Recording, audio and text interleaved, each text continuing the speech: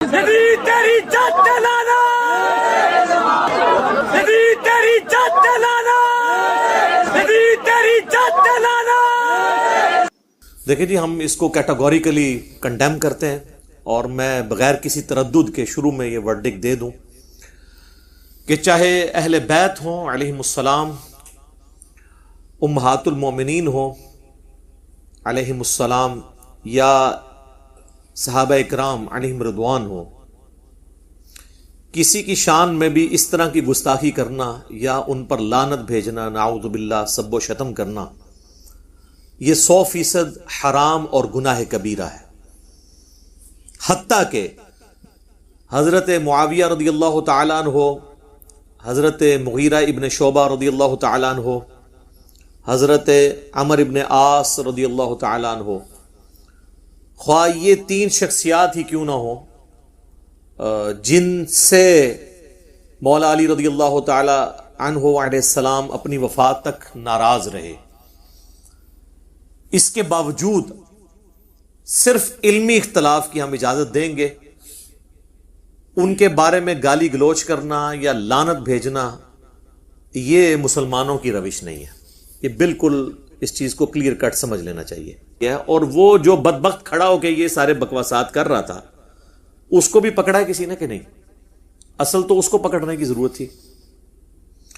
کچھ عرصہ پہلے آپ کو پتا ہے کہ سیدنا ابو بکر صدیق رضی اللہ تعالیٰ عنہ علیہ السلام کی شان میں بھی ایک غالی رافضی، بلکہ اسے نصیری کہنا چاہیے، آصف الوی نے جو ہے وہ گستاخانہ جملہ بولا اور معاذ اللہ تکفیر کی ان کی، تو اس کے جواب میں میری ڈیٹیل ویڈیو آئی تھی، الحمدللہ لاکھوں لوگوں نے یوٹیوب پہ دیکھی ہے۔ میں نے جذباتی رد نہیں بلکہ علمی رد کیا ہے۔ جذباتی رد تو آج کل سوشل میڈیا پہ ان لوگوں کا بہت ہو رہا ہے، وہ ان کا کر رہے ہیں، یہ ان کا کر رہے ہیں، اور بڑی بڑی کانفرنسز ہو رہی ہیں، اور وہ تنظیمیں کہ جن کی وجہ سے امت کو اور خصوصاً ملک پاکستان کو امن کے اعتبار سے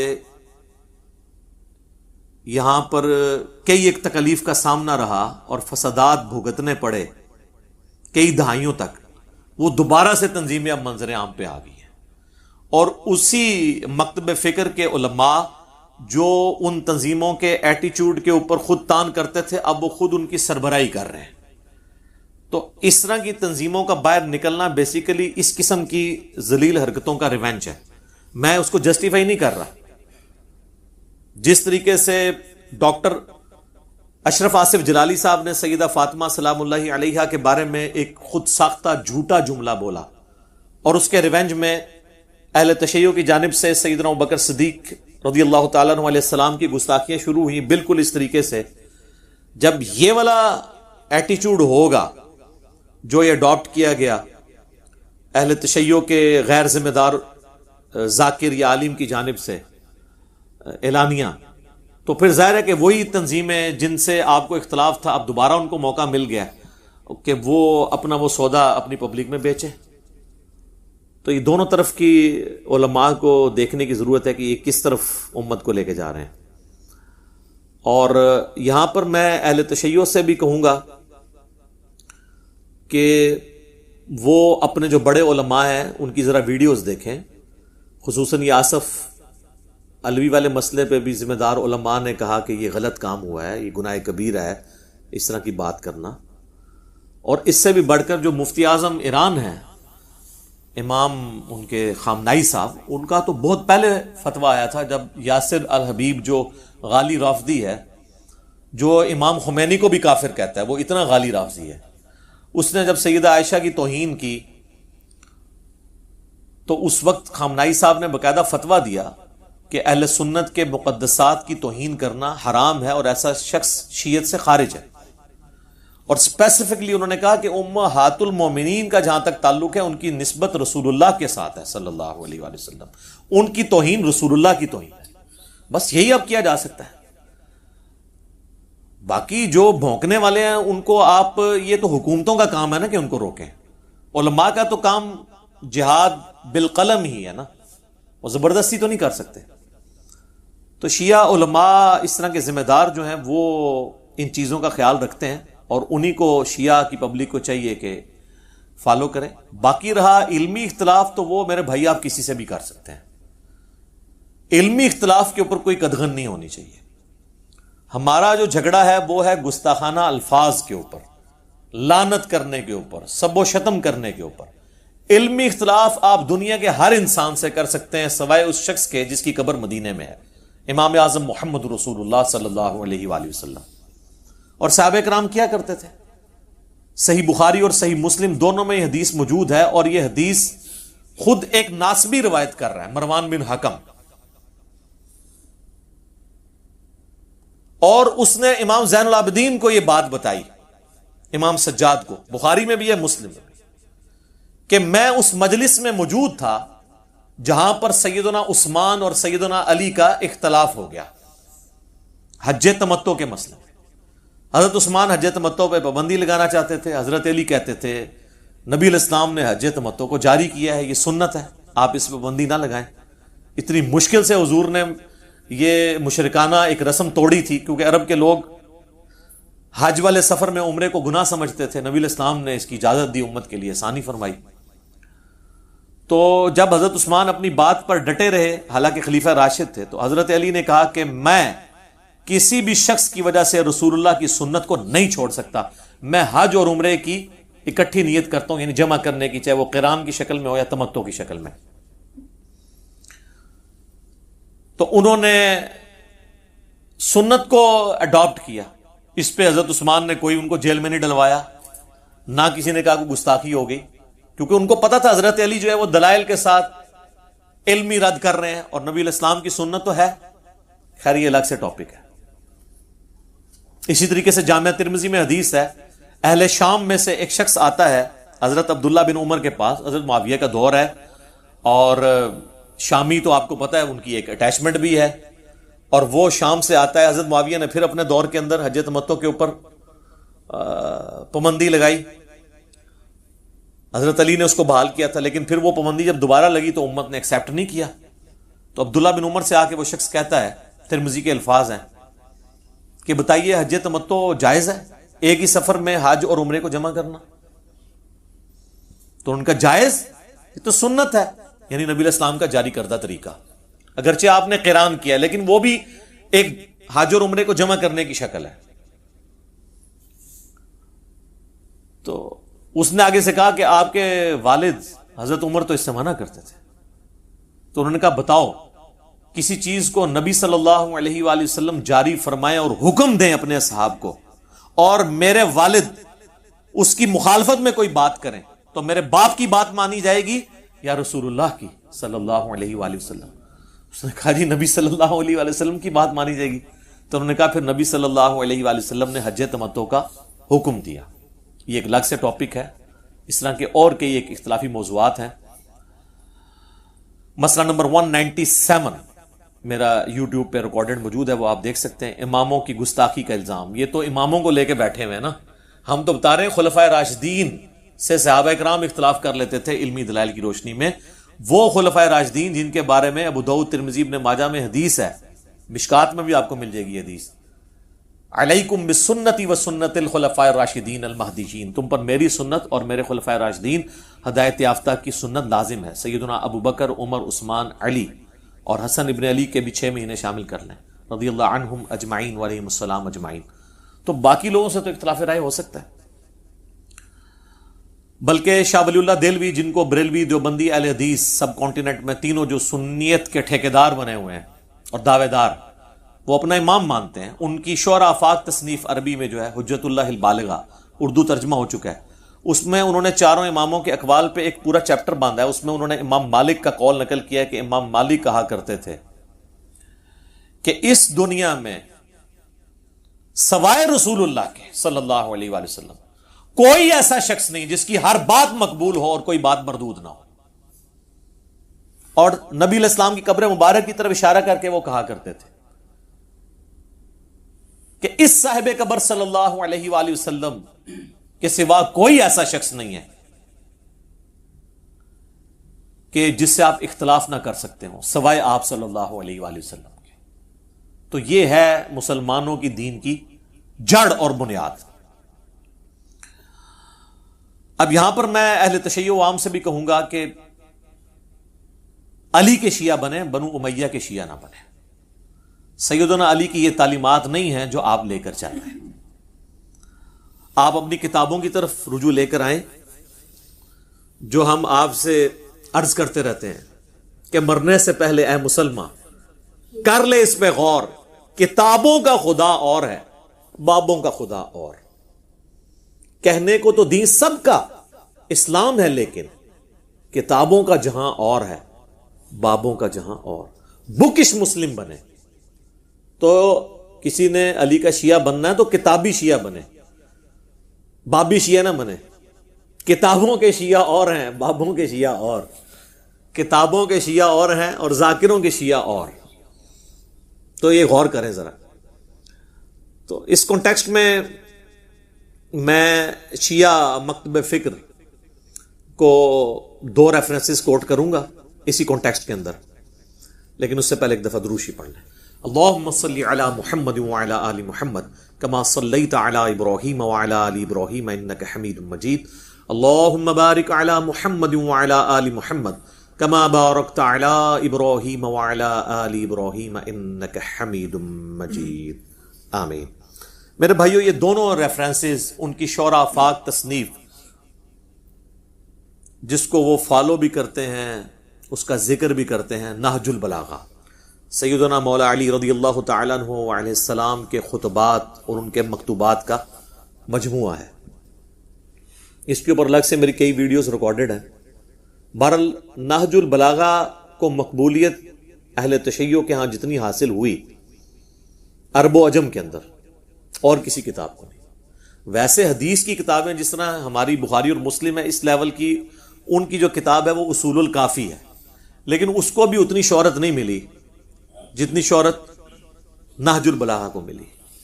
یہ میرے بھائیو نہج البلاغہ اب نئی پرنٹ ہو کے آئی ہے، بڑی خوبصورت کمپوزنگ میں، مجھے گفٹ بھیجی ہمارے ایک دوست نے.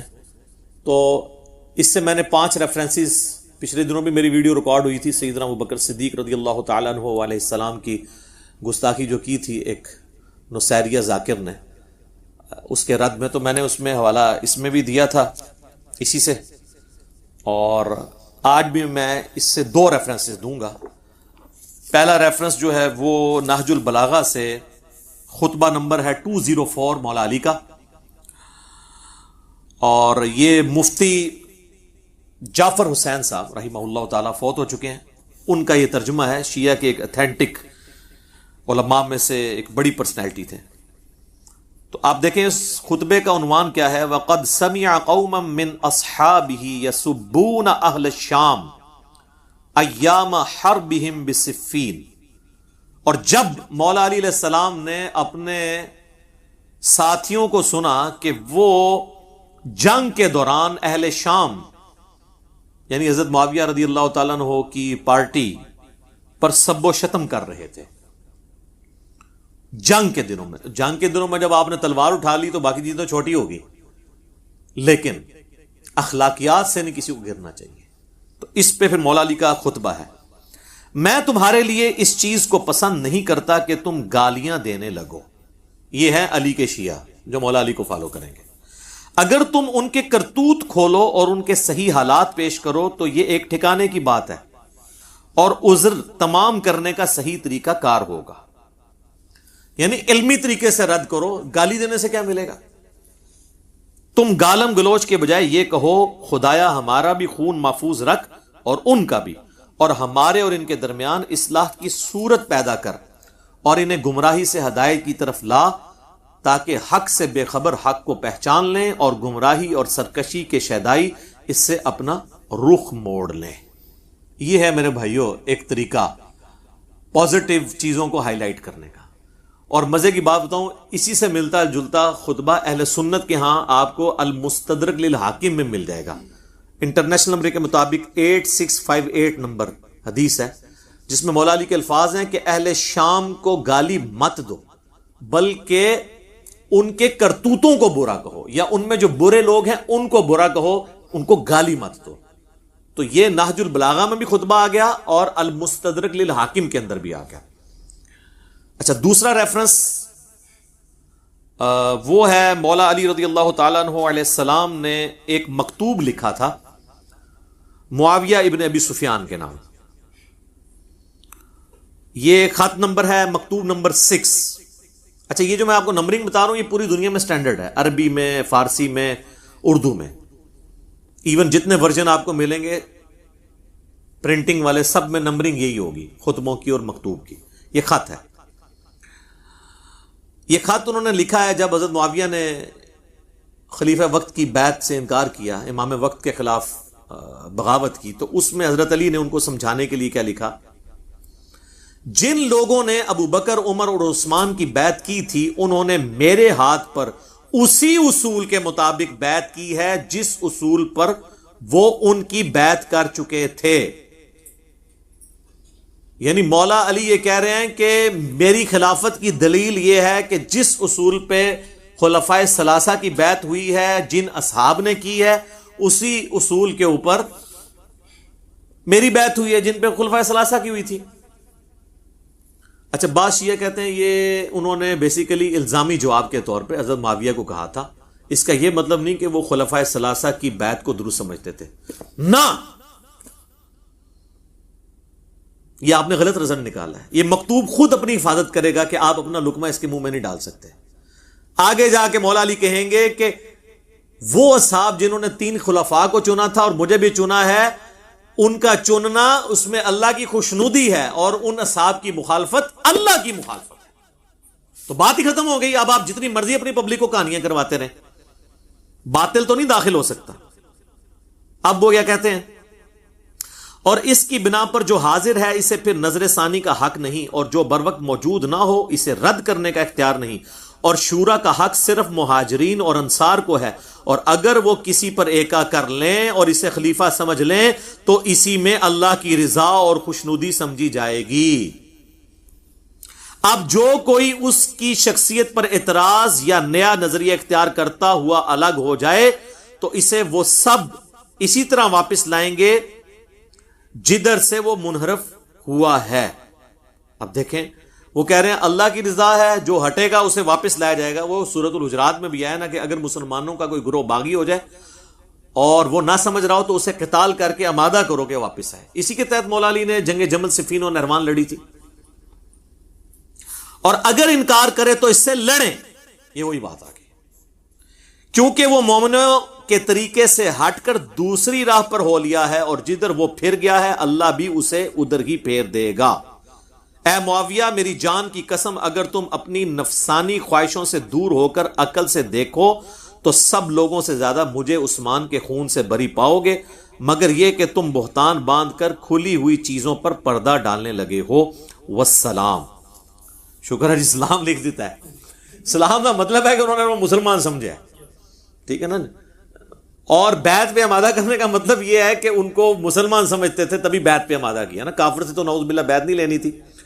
تو آپ یعنی وہ سلام بھیج رہے ہیں اور آپ جناب لانتے بھیج رہے ہیں. آپ دیکھ لیں، آپ علی کے شیعہ ہیں یا بنو امیہ کے شیعہ ہیں یا ان کے شیعہ ہیں جن کے نام مولا علی نے خط لکھا ہے، تو آپ اسی کے شیعہ بنیں جو جس کا شیعہ آپ کو بننا چاہیے، پارٹی کا بندہ، مولا علی کا پارٹی کا بندہ. اچھا میرے بھائیوں، یہ جو سب و شتم کا ٹاپک ہے یہ انتہائی سینسٹیو ٹاپک ہے، اور اس کے ساتھ کئی ایک چیزیں جڑی ہوئی ہیں، کئی ایک تلخ حقائق جڑے ہوئے ہیں کہ اس کی بنیادیں کہاں ہیں. یہ حقیقت بات ہے کہ یہ سب و شتم کا سلسلہ بنو امیہ کے دور میں شروع ہوا سیدنا علی بن ابی طالب پر، اور پھر اس کے ریونج میں جو مولا علی کے شیعہ تھے وہ بھی ایکسٹریم رویے پر گئے، اور انہوں نے وہی کام جو ہے وہ بنو امیہ کے ساتھ اور بلکہ ان کی وجہ سے نعوذ باللہ خلفائے ثلاثہ کے اوپر کرنا شروع کر دیا. اچھا یہ میں بنو امیہ جب بھی نام لوں تو آپ نے حضرت عثمان کے پیچھے جا کے نہیں چھپنا یا عمر بن عبد العزیز کے پیچھے نہیں چھپنا. یہ غلط ایٹیچیوڈ ہے. یہ اس طریقے سے ہی ہے جس طرح اگر ہم بنو ہاشم کے فضائل بیان کریں، جو بخاری مسلم میں آتا ہے کہ نبی علیہ السلام نے فرمایا کہ اللہ تعالیٰ نے سب سے بہترین خاندان کو یعنی انسانیت میں چنا، تو آپ یہ کہیں گے جی چنگا عظیم خاندان ہے، ابو لہب پیدا ہو گیا ہوتے، تو پھر ظاہر انڈرسٹوڈ ہوگا. رسول اللہ نے حالانکہ اس کو علیحدہ نہیں کیا کہ سوائے ابو لہب کے، تو میں بھی اگر لہذا نہ کروں تو انڈرسٹوڈ ہے کہ حضرت عثمان اور عمر بن عبد العزیز رضی اللہ عنہما وعلیہم السلام وہ ان کو ہم ایکسکلوڈ کر رہے ہیں. ہم بات کر رہے ہیں اوور آل بنو امیہ کی.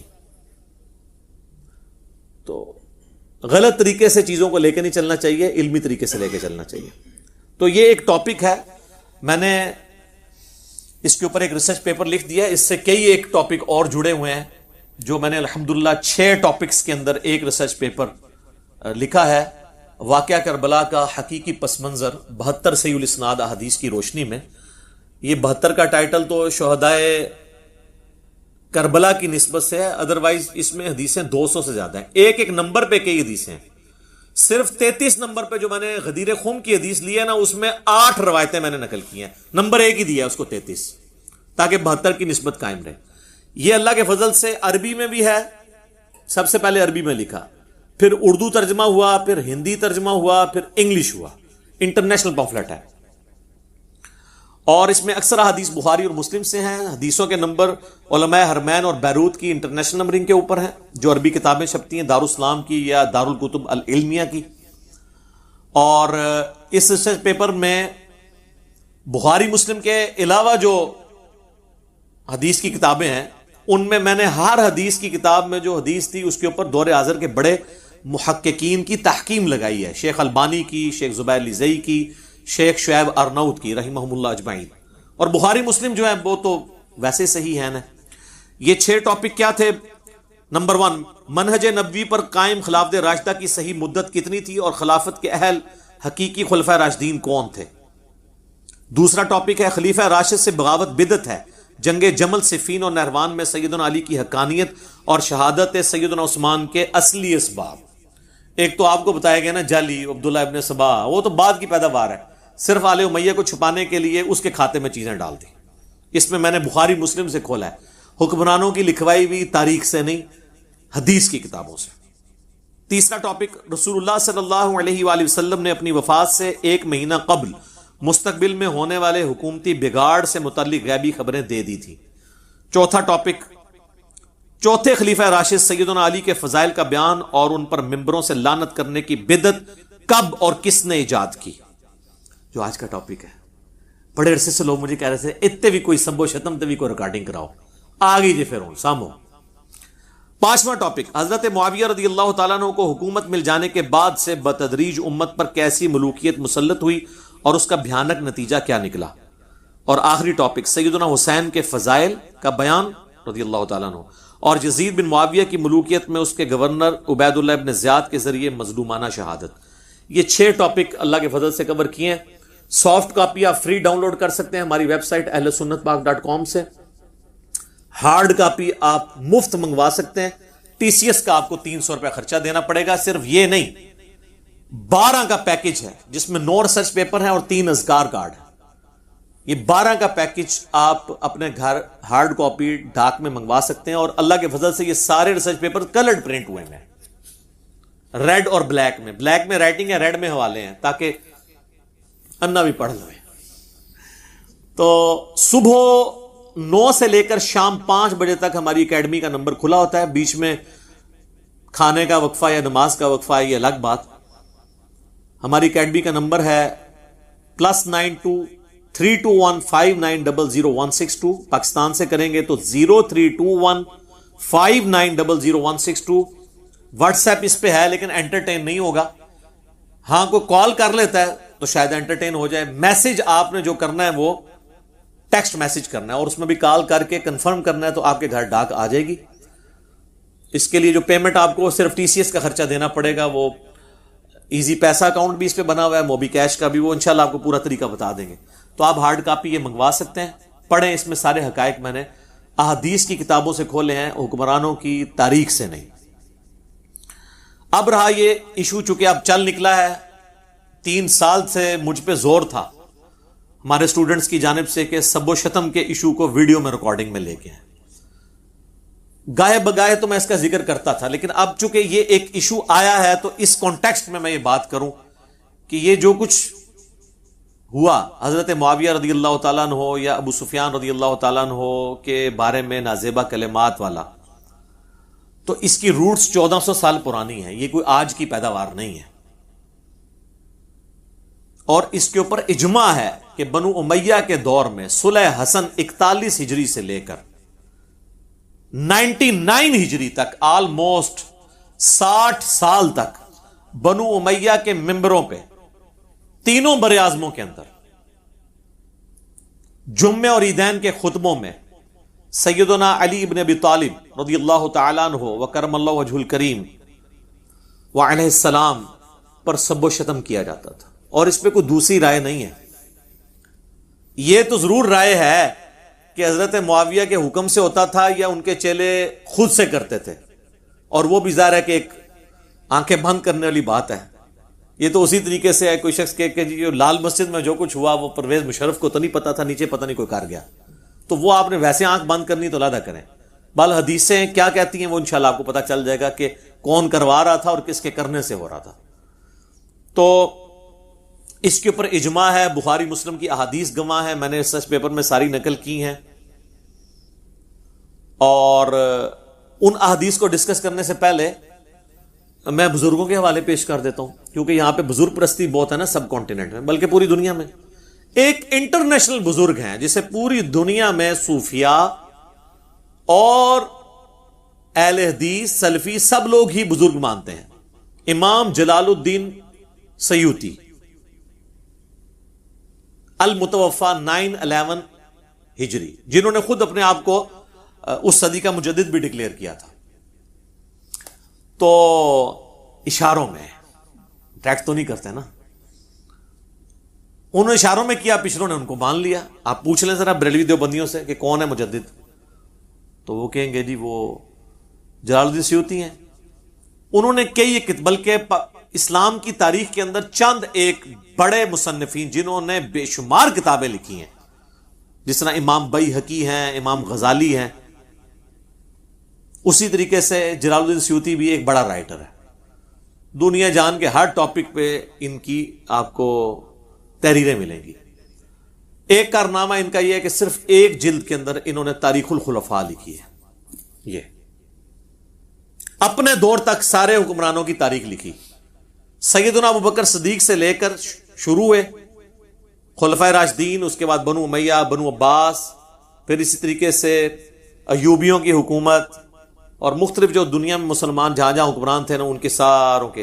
اس کو پڑھ کے یہ 1995 میں نے پڑھی تھی جب میں انجینئرنگ یونیورسٹی میں فرسٹ ایئر کا اسٹوڈنٹ تھا. تو مجھے کئی دن تک جو ہے نا وہ صحیح طریقے سے نیند بھی نہیں آتی تھی کہ ہمارے حکمران یہ کچھ کرتے رہے، ہمیں تو کوئی اور ہی کہانیاں کروائی گئی تھی. ان کی بڑی نیکی ہے کہ انہوں نے ایک جلد کے اندر یہ آلموسٹ 600 صفحوں کی کتاب ہے، پورے 600 صفحے. یہ آپ کو کسی بھی مکتبے سے مل جائے گی، بریلوی دیوبندی دونوں سے چھاپ رہے ہیں. اس میں آپ سیدنا عمر بن عبدالعزیز والا چیپٹر نکالیں. ویسے تو آپ کو بتایا جاتا ہے اسلام کے پہلے مجدد جو ہیں عمر بن عبدالعزیز ہیں، 99 ہجری میں خلیفہ بنے، 101 ہجری میں صرف 38 سال کی عمر میں زہر دے کے بنو امیہ نے انہیں قتل کر دیا. آگے ہم پوچھتے ہیں کہ انہوں نے کون سا ایسا تجدیدی کارنامہ کیا ہے، تو اسی میں قیامت مضمر ہے. بنو امیہ کی انہوں نے گند کو صاف کیا ہے نا، وہی تجدیدی کارنامہ ہے. صرف ایک ڈاکٹر اسرار صاحب نے تھوڑی ہمت کی ہے ماڈرن سکالرز میں سے، یا مولانا مودودی نے خلافت و ملوکیت لکھے، باقی تو کسی کی جرت نہیں کہ بتائے کہ کیا تھا. تو اس میں عمر بن عبدالعزیز والا چیپٹر نکالیں تو یہ بزرگ فرماتے ہیں، کہتے ہیں نا اکابرین سے، بزرگوں سے پوچھ کے انہوں نے باقاعدہ اس چیپٹر میں، عمر بن عبدالعزیز والے چیپٹر میں لکھا ہے، بنو امیہ کے حکمرانوں کا دستور تھا کہ وہ اپنے خطبات میں حضرت علی رضی اللہ تعالیٰ عنہ کی شان میں سب و شتم اور نازیبہ الفاظ کہتے تھے، مگر آپ رحمت اللہ علیہ نے خلافت سنبھالتے ہی اس کی سختی سے ممانعت فرما دی. انہوں نے جلال الدین سیوطی کا بھی نام لینا چھاڑ دینا ہے، لیکن وہ بہت بڑا بندہ ہے، ایڈا بھارا بندہ ہے، انہوں نے یہ چھاڑ سکتے. اور انٹرنیشنل بندہ ہے، یہ صرف سب کانٹیننٹ نہیں پوری دنیا میں ان کو مانا جاتا ہے. اور اپنے گورنروں کو لکھا کہ ممالک محروسہ میں آندہ ایسا نہ ہو اور ان کی شان میں جو نازیبہ الفاظ استعمال کیے جاتے تھے ان کی جگہ آندہ سے یہ الفاظ بولے جائیں. سورۃ النحل آیت نمبر 90 نمبر، ان اللہ یأمر بالعدل والاحسان. یہ آیت انہوں نے داخل کی کہ اللہ تعالیٰ تمہیں حکم دیتا ہے عدل و انصاف کرنے کا، احسان کا، اور تمہیں برائی اور بے حیائی اور بے ہودگی کے کاموں سے منع کرتا ہے، یہ ہے جس کی وہ تمہیں نصیحت کرتا ہے تاکہ تم متقی بن جاؤ. کوئی بے حیائی کر رہے تھے نا وہ حضرت علی کے بارے میں، یعنی یہ نعوذ باللہ نازیب الفاظ بول کے. چنانچہ تب سے اب تک خطبات کے آخری جملے یہی پڑھے جاتے ہیں، اور واقعی پڑھے جا رہے ہیں، ہم تو خطبات میں سن رہے ہیں. یہ جو آپ کو خطبے دیتے ہیں ان سے پوچھیں یہ آیت جو آپ خطبے میں پڑھتے ہیں یہ کس حدیث میں آیا کہ نبی الاسلام پڑھتے تھے؟ تو آپ بتائیں گے عمر بن عبدالعزیز نے داخل کیا ہے. پھر آگے پوچھیں کیوں داخل کیا ہے؟ پھر وہ آپ سے کہیں گے تو انجینئر کو تو نہیں سنتا. ہاں انجینئر. اچھا جی، یہ تو وہ بزرگ ہیں ان کو بریلوی دیوبندی اہل حدیث سب مانتے ہیں. اہل حدیث کو ذرا زیادہ مسئلہ ہوتا ہے، ان کے تو ہم نے ایک بزرگ دریافت کر لیے ہیں جن کے نام پہ ان کا فرقہ چل رہا ہے، وہابی. محمد بن عبد الوہاب صاحب کا بیٹا ہے عبداللہ بن محمد بن عبد الوہاب، المتوفا 1242 ہجری. ان کی کتاب ہے سیرت الرسول، جس کے حوالے الرحیق المختوم میں بھی موجود ہیں. آلموسٹ 800 صفحوں کی یہ کتاب ہے. اس کا PDF ہماری ویب سائٹ پہ رکھا ہوا ہے، اور ہارڈ کاپی بھی آپ ہماری اکیڈمی میں رابطہ کر سکتے ہیں. آج کل اس کی وہ ختم ہوئی ہوئی ہیں، پرنٹنگ میں گئے ہوئے ہیں، انشاءاللہ پھر آپ کو مل جائے گا. اور یہ جیلم سے ہی چھپی ہے، دارالاسلام نے عربی میں چھاپی تھی، اردو ترجمہ ہی نہیں کیا. جیلم والوں سے ہو گیا، آپ وہ پچھتا رہے ہوں گے کہ کیوں ہو گیا. اس میں اس کی خوبی یہ ہے کہ اس میں خلفائے راشدین کے اوپر بھی انہوں نے چیپٹر باندھے اینڈ پہ نا. تو مولا علی والا ذرا چیپٹر نکال لیں، اس میں کئی ایک حوالے ہیں. وہ آج ٹاپک نہیں، چونکہ اسی ٹاپک سب و شتم کو میں کور کر رہا ہوں، تو اس میں 797 نمبر پیج ہے. عربی میں بھی آپ کو مل جائے گا، اردو میں بھی حضرت علی والا چیپٹر بالکل اینڈ پہ. تو یہ جس کو کہتے ہیں نہیں ہم وہابی ان کی وجہ سے، ویسے تو کہتے ہیں اللہ کی وجہ سے، اللہ کی وجہ سے نہیں، وہ انہی کی طرف منسوب کیا جاتا ہے. ویسے وہ بھی غلط ہے، کیونکہ ان کا نام تھا محمد بن عبد الوہاب اور یہ ان کا بیٹا ہے عبداللہ. وہ لکھتے ہیں بنو امیہ ان کی تنقیس اور ان کے بارے میں نازیبا الفاظ استعمال کرتے رہے، مگر اس سے علماء کے دل میں ان کی محبت بڑھ گئی، مولا علی کی، اور قدر و منزلت میں اضافہ ہو گیا. عمر بن عبداللہ بن زبیر کہتے ہیں رحمہ اللہ تعالی، بنو امیہ 60 سال تک ان کو گالیاں دیتے رہے مگر ان کا کچھ نہ بگاڑ سکے، بلکہ ان کی شان پہلے سے بھی بلند ہو گئی. دین نے ایک عمارت کھڑی کی جس کو دنیا نے گرانے کی کوشش کی، دنیا کچھ نہ بنا سکی، اور جو کچھ بنایا اس کو بھی منہدم کر دیا. یعنی مولا علی سے جو ٹکرایا وہ خود ہی بدنام ہوا ہے. آپ دیکھ لیں بنو امیہ نے 60 سال تک لعنت کی ہے نا، 1400 سال سے لعنتیں کھا رہے ہیں. یعنی میں یہ نہیں کہہ رہا کہ وہ جو لعنتیں کر رہے ہیں وہ صحیح کر رہے ہیں، یہ یعنی ایک مکافات عمل والا مسئلہ ہے. تو وہ اپنی کیتیاں گیا ہیں، دوسرے الفاظ میں وہ پنجابی میں کہا جاتا ہے نا اپنے کیے ہوئے اعمال آ گئے ہیں. میں اس کو جسٹیفائی نہیں کر رہا، لیکن ان کو سوچنا چاہیے کہ یار یہ بھی ہو جاتا ہے. دنیا مکافات عمل کا نام ہے، یہاں پہ ایسا ہو جاتا ہے. تو یہ 2 حوالے ہو گئے بزرگوں کے. اس دور میں انٹرنیشنل لیول کے اوپر مسلمانوں میں جینیس پرسنالٹی ہے مولانا مودودی رحمہ اللہ تعالی. تیسرا والا میں طاق کرنے کے لیے ان کا پیش کر دیتا ہوں، خلافت و ملوکیت. کیونکہ پڑھا لکھا طبقہ تو مولویوں کو اور اماموں بزرگوں کو کسی کھاتے میں نہیں مانتا. وہ کہتا ہے جی کوئی کو پڑھ لکھے سیاڑے بندے دی گل کرو. مولوی تو ہو سکتا ہے ان کو کچھ نہ سمجھتے ہوں، لیکن جو ان کو سمجھتے ہیں نا وہ ان کو اور ان کے بزرگوں کو کچھ نہیں سمجھتے. تو لہٰذا ہم نے تو ہر طبقے کو ایڈریس کرنا ہے نا. یہ تو انٹرنیشنل پلیٹ فارم ہے. یہ خلافت و ملوکیت کا نیا ورژن ہے اور پوری تخریج کے ساتھ ہے. ایک ایک بات کا نیچے ریفرنس لکھا ہوا ہے اہل سنت کی کتابوں کا. اس میں جو چیپٹر ہے نا حضرت معاویہ رضی اللہ تعالیٰ عنہ کا عہد، اس میں وہ لکھتے ہیں ایک اور نہایت مکروہ بدعت حضرت معاویہ رضی اللہ تعالیٰ عنہ کے عہد میں یہ شروع ہوئی کہ وہ خود اور ان کے حکم سے ان کے تمام گورنر خطبوں میں برسر ممبر حضرت علی رضی اللہ تعالیٰ عنہ پر سب و شتم کی بوچھاڑ کرتے تھے، حتیٰ کہ مسجد نبوی میں ممبر رسول صلی اللہ علیہ وآلہ وسلم پر عین روضہ نبوی کے سامنے حضور صلی اللہ علیہ وآلہ وسلم کے محبوب ترین عزیز کو گالیاں دی جاتی تھیں، اور حضرت علی رضی اللہ تعالیٰ عنہ کی اولاد اور ان کے قریب ترین رشتہ دار اپنے کانوں سے یہ گالیاں سنتے تھے. یہ مسند ابی یعلا میں موجود ہے. سیدنا حسن و حسین کہ سامنے مروان بن حکم نے کہا کہ اہل بیت تو ہے ہی لعنت والے لوگ، اہل بیت کا لفظ استعمال کر کے پھر انہوں نے جواب بھی دیا اس کا. یہ مسند ابی یعلا میں صحیح سند کے ساتھ موجود ہے. کسی کے مرنے کے بعد اس کو گالیاں دینا شریعت کو تو درکنار انسانی اخلاق کے بھی خلاف تھا، اور خاص طور پر جمعے کے خطبے کو اس گندگی سے آلودہ کرنا تو دین اور اخلاق کے لحاظ سے سخت گھناؤنا فعل تھا. حضرت عمر بن عبدالعزیز نے آ کر اپنے خاندان کی دوسری غلط روایات کی طرح اس روایت کو بھی بدل ڈالا اور خطبہ جمعہ میں سیدنا علی پر سب کرنے کی بجائے یہ آیت پڑھنا شروع کر دی، ان اللہ یأمر بالعدل والاحسان وایتاء ذی القربى وینہی عن الفحشاء والمنکر والبغی یعظکم لعلکم تذکرون. اب یہی بات مودودی صاحب نے جب لکھی نا تو علماء کہتے ہیں مودودی پتہ نہیں کہاں بیٹھ کے کرتا رہتا. میں نے اس سے پہلے بابوں کے والے دیے، ٹھیک ہے، حالانکہ یہ ہمارے لیے نہیں ہے. کیوں؟ کیونکہ ہم تو کہتے ہیں کہ مرنے سے پہلے اے مسلمان کر لے اس پہ غور، کتابوں کا خدا اور ہے، بابوں کا خدا اور. تو یہ آپ جن بابوں کو مانتے تھے نا، ہم نے انہی کی کتابوں کے حوالے آپ کو پیش کر دیے. یہ حوالے تھے آپ کے لیے. ویسے آپ کا تو چیپٹر یہیں پہ کلوز ہو جاتا ہے، کیونکہ یہ تو کہتے ہیں جب بزرگ فرما دے تو دلیل تو ان سے مانگنا ہی گستاخی ہے. اب میں جو پڑھی لکھی عوام ہے جن کو ہم نے اتنا ایجوکیٹ کر کے بکش بنایا ہے، وہ تو ہم سے سوال کریں گے کہ ان بزرگوں کو تو چھوڑیں، آپ ہمیں دلائل دیں بخاری سے، مسلم سے، حدیث کی کتابوں سے. تو ظاہر ہے پڑھے لکھے طبقے کو بھی تو ایڈریس کرنا چاہیے نا. ان لوگوں کو تو ایڈریس کر لیا. تو ان کے لیے ہم نے ریسرچ پیپر کے اندر جو چوتھا ٹاپک تھا، سب ٹاپک، اس کے اندر یہ سب کچھ کور کیا ہے، یہ 5B ریسرچ پیپر کے اندر. تو وہ سارا کچھ تو ایک نشست میں کرنا مشکل ہے. میں چند ایک چیزیں اس میں سے کور کر دیتا ہوں اسی ایک ٹاپک سے ریلیٹڈ. اس کی وجہ یہ ہے کہ یہ دوبارہ شاید میں اس کو پھر ریکارڈنگ میں نہ لے کر آؤں. روزانہ تو اس طرح کی باتیں نہیں ہو سکتی. اب یہ محرم بھی چل رہا ہے اور ایک ایشو بھی اٹھا ہوا ہے، تو میں جلدی جلدی اس کو کور کرتا ہوں، ایک پوری ڈاکٹرن آپ کے سامنے رکھتا ہوں. لیکن اس سے پہلے ایک دفعہ درود پڑھ لیں. اللہم صلی علی محمد وعلی آل محمد کما صلیت علی ابراہیم وعلی آل ابراہیم انک حمید مجید. اللہم بارک علی محمد وعلی آل محمد کما بارکت علی ابراہیم وعلی آل ابراہیم انک حمید مجید. آمین.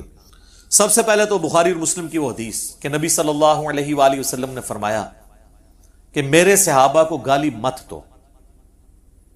اچھا، یہ لفظ صحابہ بھی بول سکتے ہیں، صحابہ بھی بول سکتے ہیں. عربی میں یہ دونوں مستعمل ہیں، زیر کے ساتھ بھی زبر کے ساتھ. اگر تم احد پہاڑ کے برابر سونا بھی خیرات کر دو، میرے صحابی نے جو ایک مد 600 گرام آلموسٹ آدھا کلو خیرات کیا تھا، تم اس کو بھی نہیں پہنچ سکتے، اس کے آدھے کو بھی نہیں پہنچ سکتے.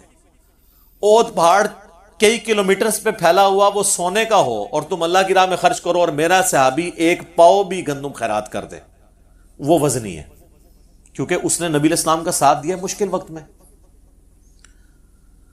اب اسی حدیث کا ایک تلخ پہلو ہے کہ یہ حدیث بھی یہ لوگ آدھی پیش کرتے ہیں، یہ اس قابل ہی نہیں ہے کہ یہ حدیث بھی پوری پیش کر سکیں، کیونکہ اس میں قیامت مضمر ہے. یہ پوری حدیث صحیح مسلم کے اندر ہے. بخاری میں اس کا نمبر ہے 3673، مسلم میں 6488. اس میں الفاظ ہیں، ابو سعید خدری کہتے ہیں ایک دفعہ جھگڑا ہوا تو حضرت خالد ابن ولید نے جذبات میں آ کے عبد الرحمن بن عوف کو گالیاں دے دی. نبی علیہ السلام تک شکایت پہنچی تو آپ نے حضرت خالد ابن ولید کو ڈانٹا کہ تم میرے صحابہ کو گالی مت دو. اب تم لوگ اگر احد پہاڑ کے برابر سونا بھی خیرات کر دو نا، عبد الرحمن بن عوف کا مقابلہ نہیں ہو سکتا. یہ تو بعد میں صحابہ جو بنے تھے ان کو کہا گیا کہ آپ بڑے سینئر صحابہ کو برا نہ کہو. ہم لوگوں کو تو آٹومیٹکلی پہنچ گیا یہ میسج، لیکن جہاں طویل خاص کے اعتبار سے تھا وہ انہوں نے آدھا پیش کیا، آدھی حدیث میرے صحابہ کو گالی مت دو. وہی بات ہے علماء یہود والا کردار، افتؤمنون ببعض الکتاب. یہ حدیث کا حصہ کیوں انہوں نے چھپایا؟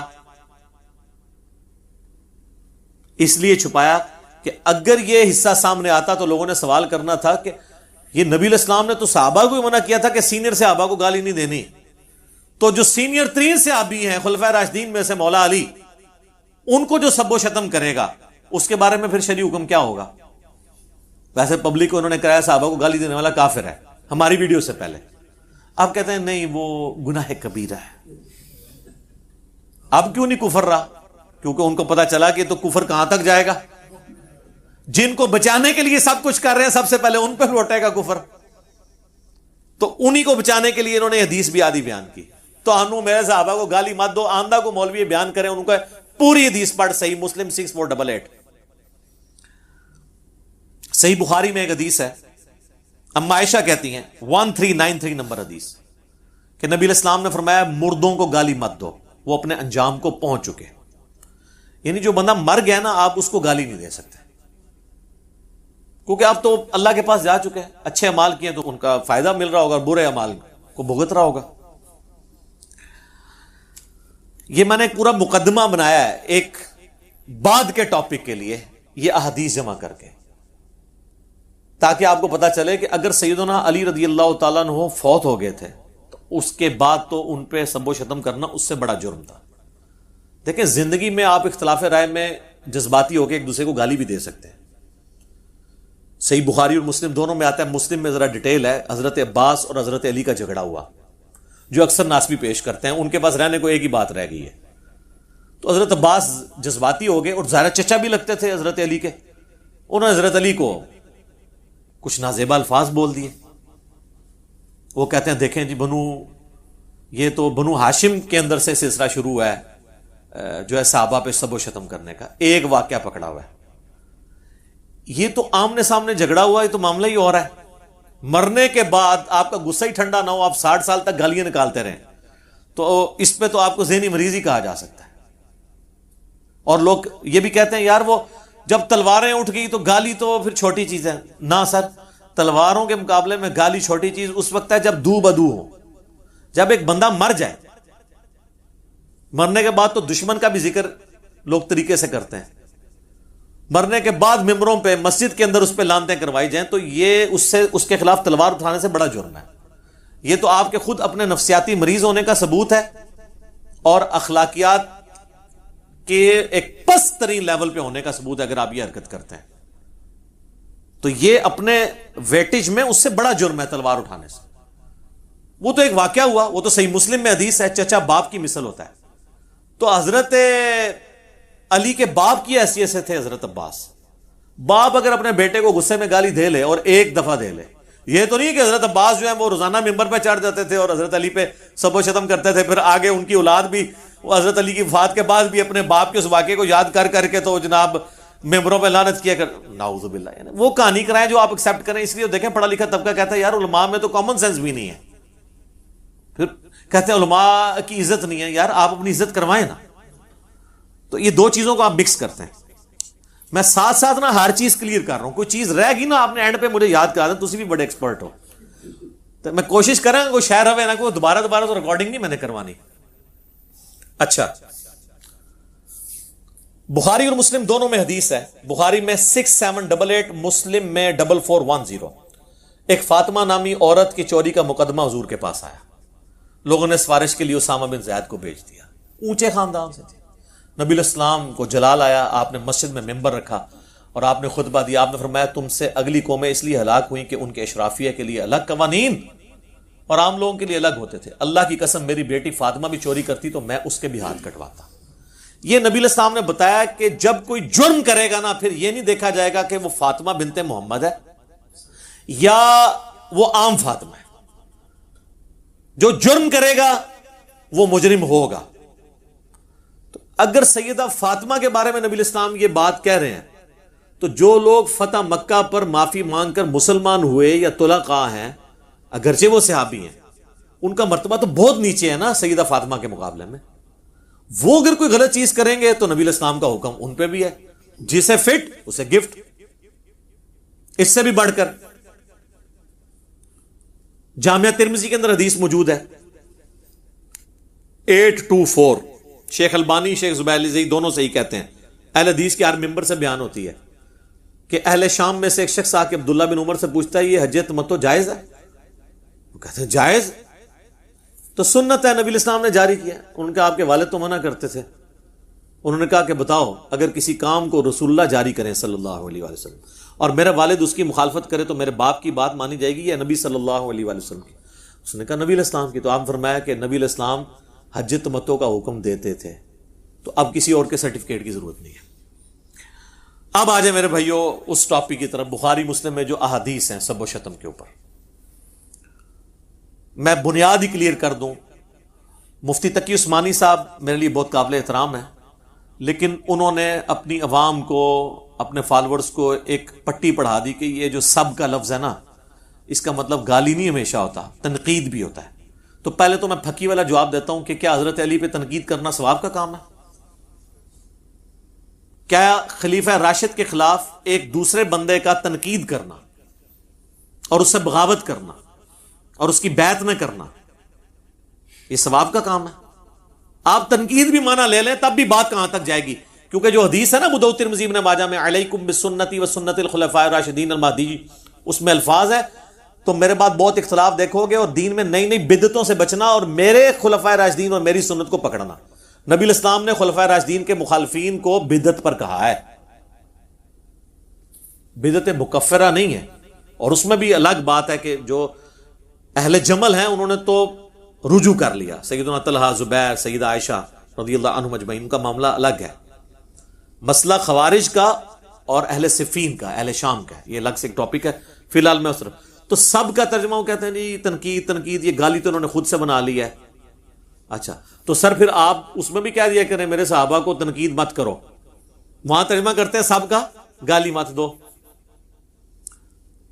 ہم یہ کہتے ہیں کہ سب کا ترجمہ مسلم میں خود ہوا ہے، مسلم میں سب نہیں لعنت کے الفاظ موجود ہیں، وہ ہم آپ کو حدیث بتاتے ہیں. یہ بخاری میں بھی حدیث ہے، بخاری میں اس کا نمبر ہے 3703 اور مسلم میں ڈیٹیل کے ساتھ ہے 6229.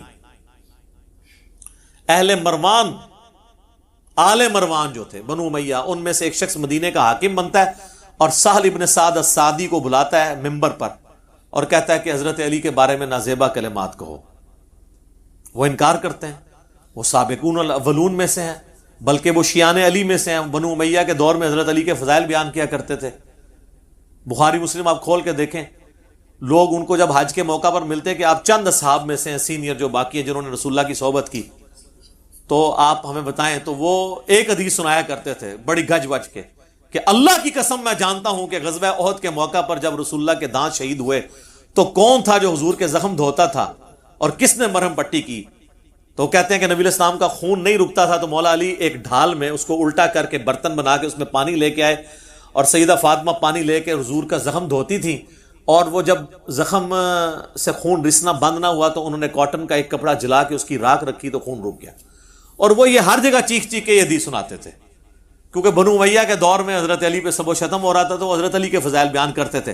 لہٰذا انہوں نے پھر سوچا کہ یار اسی بندے کو جو مولا علی کا شیعہ ہے اسی سے ہی حضرت علی پہ لعنت کرا دیں تو باقی تو سارے ایکسیپٹ کر لیں گے، قبائلی سسٹم ہے. تو ان کو بلایا گیا سہل ابن سعد السعدی کو اور کہا کہ تم حضرت علی پہ سب و شتم کرو. تو انہوں نے کہا نہیں، کبھی نہیں ہو سکتا ایسے. ان کا چلو تم اگر یہ نہیں کہہ سکتے لعن اللہ ابا تراب کہہ دو، نعوذ باللہ. یہ الفاظ ہیں مسلم 6229، ابو تراب علی ابن ابی طالب پر لعنت، نعوذ باللہ.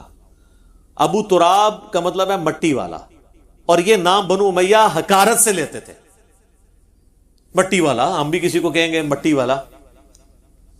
اس پہ پھر سہل ابن سعد نے کہہ کر لگایا، انہوں نے کہا تم تو حضرت علی کی تنقیص کرتے ہو ابو تراب کہہ کے. بنو امیہ جب ابو تراب کہے تو آپ سمجھیں گے وہ تحقیر سے کہہ رہے ہیں، جبکہ حضرت علی سب سے زیادہ اس نام سے خوش ہوتے تھے. تو ان کے اچھا یہ پھر نام کیسے پڑا؟ انہوں نے کہا ایک دفعہ سیدنا علی اور سیدہ فاطمہ کا میاں بیوی ہونے کے ناطے اختلاف ہوا تو حضرت علی ناراض ہو کے گھر سے نکل کے. اچھے خاوند ایسے ہی ہوتے ہیں، بیویوں سے جھگڑا ہو تو بیویوں کو نکالنے کے بجائے چپ کر کے سٹ سٹ کے باہر نکل جاؤ. ہم بھی ایسے ہی کرتے ہیں. اچھا نبی الاسلام آئے تو آپ نے فاطمہ سے پوچھا، سیدہ فاطمہ سے، علی کدھر ہے تیرے چچا کا لڑکا؟ ویسے تو حضرت علی رشتے میں چچا لگتے تھے لیکن ظاہر اب رشتہ ہو چکا تھا اس لیے چچا کا لڑکا کا. تو انہوں نے کہا اس طرح ناراض ہو کے چلے گئے. تو نبی الاسلام نے ایک صحابی کو بھیجا ڈھونڈو. سیدنا علی مسجد میں لیٹے ہوئے اور مٹی میں واپس آ کے نبی الاسلام کو بتایا. اب رسول اللہ صلی اللہ علیہ وسلم نے کیا پروٹوکول دیا ہے، یہ آپ کی عظمت ہے کہ آپ جن سے محبت کرتے ہیں ان کو پروٹوکول بھی دیتے ہیں. آپ نے یہ نہیں کہا کہ علی کو بلا کے لاؤ، علی نے خود حاضر ہو جانا تھا قدموں میں. آپ خود چل کے گئے, اٹھایا, جسم سے مٹی جھاڑی, کہا اٹھ ابو تراب, اٹھ ابو تراب, اے مٹی میں لپٹنے والے اٹھ. سیدنا علی کو یہ اتنا پسند آیا کہ انہوں نے اپنی کنیت ابو الحسن, حالانکہ لوگ انہیں ابو الحسن کہتے تھے, وہ اسے پسند نہیں کرتے تھے, وہ کہتے مجھے ابو تراب کو. تو وہ بنو امیہ کہتے ہیں کہ جی آپ ابو تراب بھی کہہ دو. انہوں نے کہا نہیں کہیں گے. تو یہ سب کا ترجمہ جو تقی عثمانی صاحب نے آپ کو پڑھایا ہے نا, تھوڑی کتابیں بھی پڑھ لیں, کتابوں پہ بھی غور کر لیں, مرنے سے پہلے اے مسلمان کر لیں اس پہ غور. کتابوں کا خدا اور ہے, بابوں کا خدا اور, کتابوں کا دین اور ہے, بابوں کا دین اور. کتابوں کے دین کو فالو کریں. اب آ جائے میرے بھائیوں صحیح مسلم کی اس حدیث کی طرف.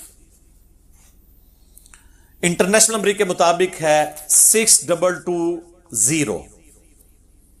سعد ابن ابی وقاص رضی اللہ تعالی عنہ,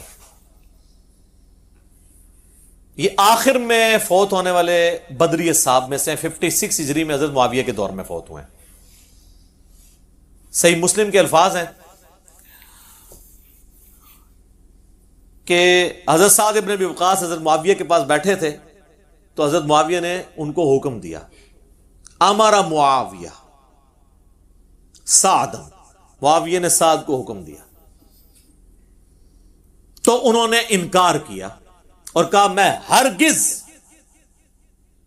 پھر اس میں آگے الفاظ ہیں, جب انکار کیا تو حضرت سعد سے حضرت معاویہ نے پوچھا آپ کو کون سی چیز منع ہے کہ آپ ابو تراب پر سب نہیں کرتے. یہاں پہ ابو تراب تحقیر کی نیت سے ہے, کیونکہ بنو امیہ ابو تراب. تو حضرت سعد ابن ابی وقاص نے فرمایا میں کبھی ابو تراب پر, سیدنا علی پر سب نہیں کروں گا. جو کچھ میں نے رسول اللہ سے ان کی شان میں سن رکھا ہے, خصوصاً 3 باتیں, مجھے تو ان میں سے ایک بھی مل جاتی تو میرے لیے سرخ اونٹوں سے بہتر ہوتا. اور سعد وہ ہیں جو عشرہ مبشرہ میں سے ہیں, اور بخاری مسلم کے الفاظ ہیں.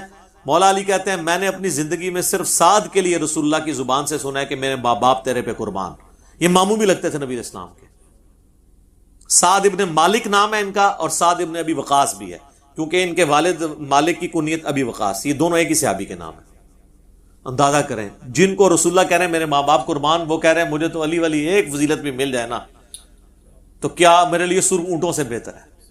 اچھا, اب یہاں پہ ناسبیوں نے اور سنیوں کا دفاع کرنے والے اماموں میں سے امام نووی جو کوشش کرتے ہیں, وہ کہتے ہیں جی اصل میں تو حضرت معاویہ کے دور میں لوگ حضرت علی پہ سب و شتم کرتے تھے, ہم مانتے ہیں.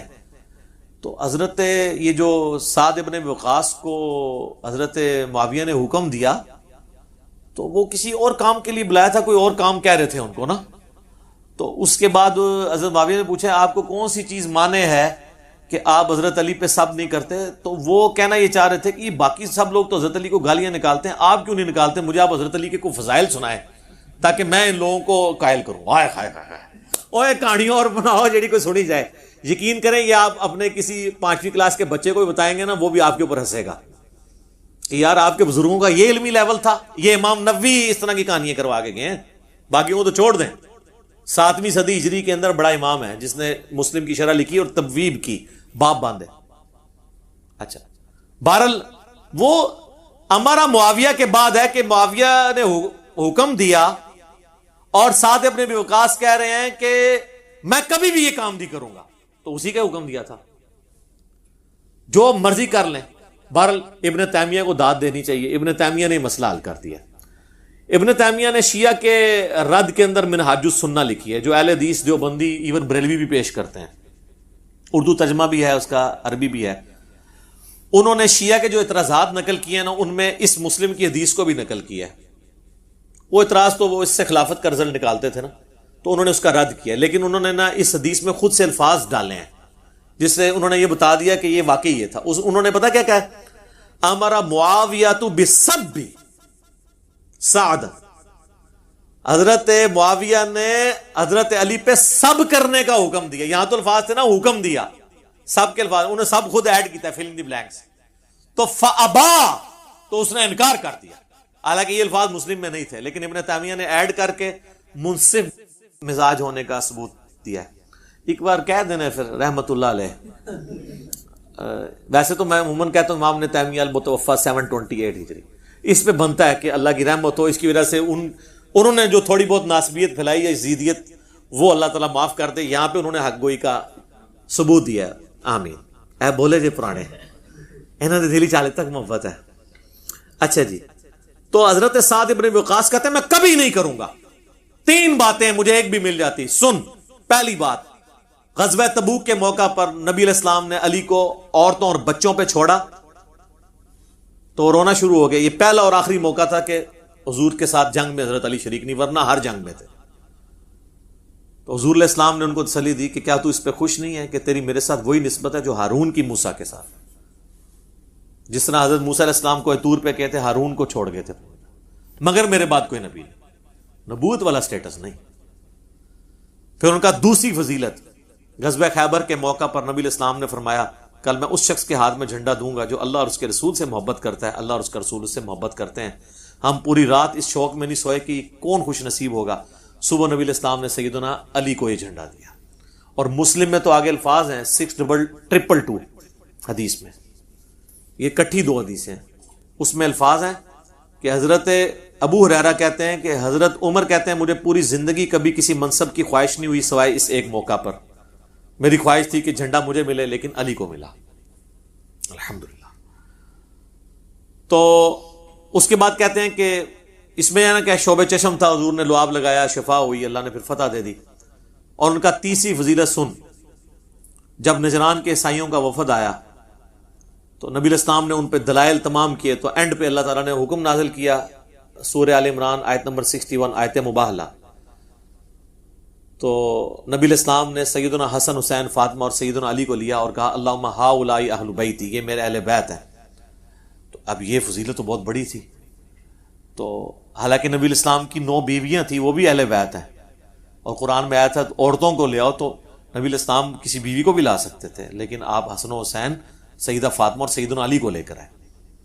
تو مجھے ان میں سے کوئی ایک بھی فضیلت مل جاتی نا میرے لیے کافی تھی. اچھا، ویسے تو ٹیکنیکلی ابن تیمیہ نے خود ان کو جواب دیا. اسی حدیث کا ایک طریق اسی سند کے اوپر سنن نسائی الکبریٰ کے اندر موجود ہے، جہاں آپ کو ہر معاملہ کلیئر ہو جائے گا کہ یہ اسی کام کرنے کا وہ کہہ رہے تھے.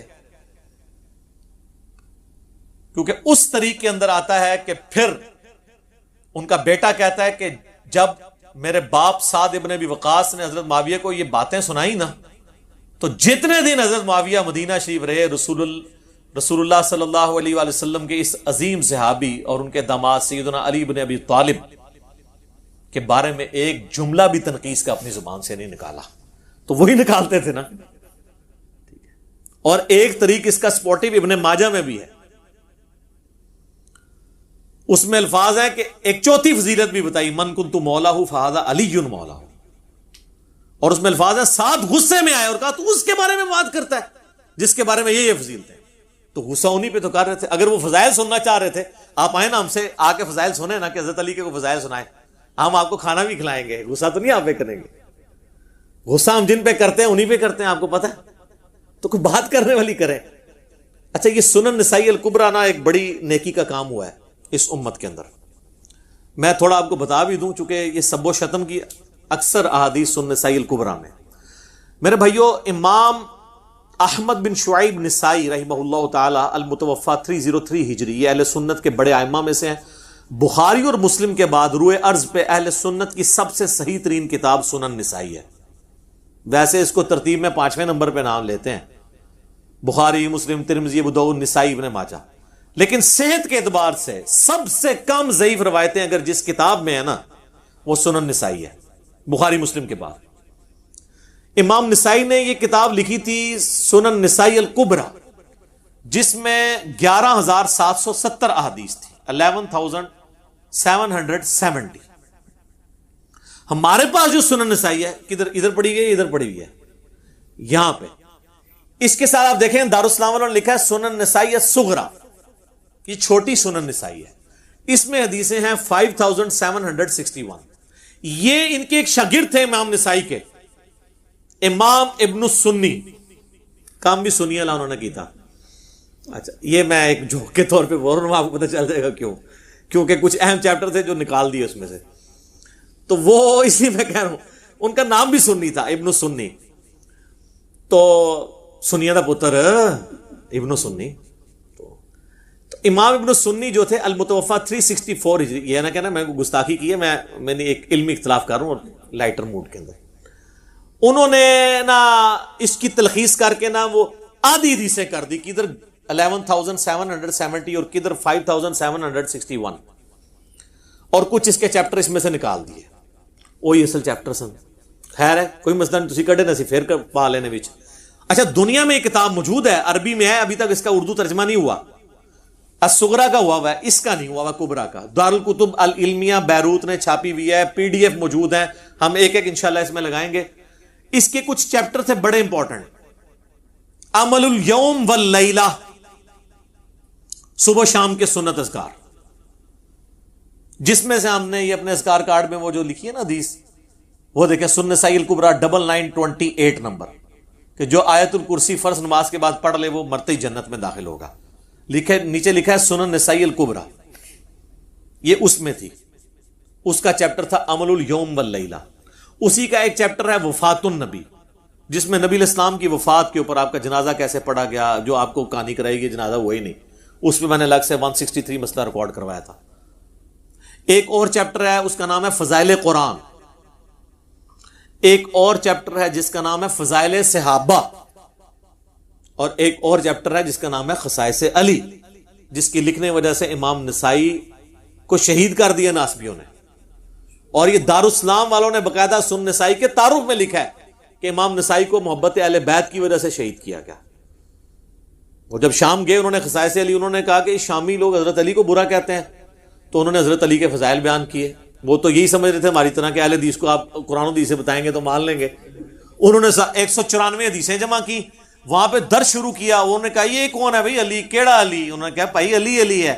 انہوں نے کہا بھائی جی کو میرے شام دی کو فضیلت بیان کرو. انہوں نے کہا میرے شام کی تو فضیلت میں کوئی چیز نہیں ہے, وہ برابر چھوٹ بھی جائیں تو بڑی بات ہے. ان کا کوئی تو ہے. انہوں نے کہا ہاں ایک ہے, پھر آپ سن نہیں سکو گے. انہوں نے مسلم کی حدیث سنا دی کہ خدا اس کا پیٹ نہ بھرے. وہ ان پہ ٹوٹ پڑے اور ان کو شہید کر دیا. تو یہ ایک علیحدہ سے ایک ٹاپک ہے. تو اس پہ آپ نے ڈیٹیل سننی ہے تو میرا یوٹیوب پہ کلپ ہے حضرت معاویہ رضی اللہ تعالیٰ عنہ کاتب وحی. تو اس میں میں نے بتایا تھا کہ یہ کاتب وحی والی روایت بھی آدھی بتاتے ہیں دلائل النبوہ سے. اس پمفلٹ میں نے خیر وہ ساری لکھی ہوئی ہے. تو امام نسائی کو, اچھا امام نسائی بھی کہا جاتا ہے, زبر سے بھی پڑھا جاتا ہے, دونوں درست ہیں. عموماً امام نسائی کہا جاتا ہے. تو امام نسائی نے یہ چیپٹر لکھا, اس میں خصائص علی بھی تھا. اب یہ ایک ایک کر کے چیپٹر اردو میں آنا شروع ہو گئے. ہمارے پاس یہ الحمدللہ موجود ہیں سافٹ کاپی. تو خصائص علی کی آپ کو ahlsunnatpak.com پہ مل جائے گی. یہ خصائص علی, یہ سنن نسائی الکبریٰ کا چیپٹر ہے خصائص علی. اس میں سب و شتم والی روایتیں موجود ہیں جو ہم نے پمفلٹ میں سنن نسائی الکبریٰ کے حوالے سے ڈالی ہوئی ہیں. دونوں کے نمبر انشاءاللہ ڈال دیں گے. اور یہ فضائل صحابہ چیپٹر, جس میں حضرت ابوبکر, عمر, عثمان و علی اور اشرا مبشرہ کے فضائل ہیں, اس میں بھی سب و شتم والی روایتیں موجود ہیں. یہ بھی, اور یہ دیکھیں مزے کی بات ہے, ان دونوں کی تحکیم اس بندے نے کی ہے جو شاگرد تو شیخ زبیلی زئی رحمہ اللہ تعالیٰ کا ہے, لیکن اس وقت ناسبیت کا جھنڈا اٹھایا ہوا اس نے. لیکن تحکیم تو ہوئی ہوئی ہے, ہم تو اسی کی تحکیم دکھا رہے ہیں کہ بھی خود دیکھ لو, ناسبیوں کے لیے بھی دلیل بن جائے گا. تو یہ 2 چیپٹر ہیں جی, اس میں وہ روایتیں ساری موجود ہیں. اور یہ دونوں چیپٹر اسی سنن نسائی الکبریٰ کے. تو یہ چیپٹر سنن نسائی الکبریٰ سے جو بندہ نکال دے اسے سنیت کا سرٹیفکیٹ دینا چاہیے نا, کیونکہ اس نے سنیت کی بڑی خدمت کی ہے نا. یعنی وہ جو صدیوں سے پردہ ڈالا جا رہا تھا, تو اس لیے میں نے وہ جملہ جو میں نے بولا تھا نا کہ نام سے ابن سنی اور کام بھی سنی لگی تھا, کڈے تھے اے چیپٹر کڈے, خصائص علی اور فضائل صحابہ. اور فضائل صحابہ میں خلفاء راشدین کے بھی فضائل تھے, اشرا مبشرہ کے فضائل تھے. لیکن وہ جو اشرا مبشرہ والے سارے فضائل ہیں نا, اس میں سب و شتم والی روایتیں بھی گندی ہوئی تھی. انہوں نے کہا پوری سائڈ تے کر دو. واللہ عالم, ہو سکتا ہے میری بدگمانی ہو, لیکن کرائے نا میں یہ بتاتے ہیں کہ امت کے وسیع تر مفاد میں بڑے بڑے بزرگوں نے اس طرح کے بہت بڑے بڑے کام کیے ہیں. وہ آج آپ کو کچھ میں روایتیں بتاؤں گا کہ وہ کیا کیا کام کیے ہیں. سنن نسائی الکبریٰ کا تعارف ہو گیا. اب اسی میں سے ایک اور روایت سنیں. ایک تابعی کہتے ہیں میں سعد ابن ابی وقاص کو ملنے گیا تو وہ ہم سے پوچھنے لگے کہ میں نے سنا ہے کہ تم سیدنا علی کو گالیاں دیتے ہو. میں نے عرض کیا کیا واقعی آپ نے ہمارے متعلق ایسی بات سنی ہے؟ تو انہوں نے فرمایا ہاں ایسا ہی ہے, شاید تم نے بھی ان کو گالی دی ہو. میں نے عرض کیا اللہ کی پناہ کہ ہم کبھی کوئی ایسی حرکت کریں. تو سعد ابن ابی وقاص نے فرمایا دیکھنا علی ابن ابی طالب کو کبھی گالی نہ دینا, بے شک اگر یہ لوگ میری مانگ یعنی یہ جو سر کے درمیان آرا بھی رکھ دیں اور مجھے دھمکی دیں کہ 2 ٹکڑے کر دیے جائیں گے اور مجھے کہیں کہ میں علی کو گالی دوں, تو پھر بھی میں علی کو گالی نہیں دوں گا, کیونکہ میں نے خود رسول اللہ سے علی کے فضائل میں بہت کچھ سن رکھا ہے. اچھا یہ کون تھے؟ وہ کوئی ایرانی فنڈیڈ لوگ تھے جو حضرت سعد کو کہتے تھے کہ علی کو گالیاں دو. کوئی سعودی ریال آتے تھے ان کو, بنو امیہ تھے. اچھا المستدرک للحاکم میں ایک حدیث ہے, ایک تابعی ہیں قیس بن ابو حازم, وہ کہتے ہیں کہ میں مدینہ شریف کے بازار میں گھوم رہا تھا, اسی دوران احجار زیت ایک بازار کا نام تھا, میں وہاں پر پہنچا تو میں نے دیکھا کہ لوگ ایک گھوڑ سوار کے گرد جمع ہے. کوئی بندہ گھوڑے پہ بیٹھا ہوا ہے, اس کے گرد لوگ جمع ہے, اور وہ گھوڑ سوار جو ہے وہ سیدنا علی ابن ابی طالب کو گالیاں بک رہا ہے.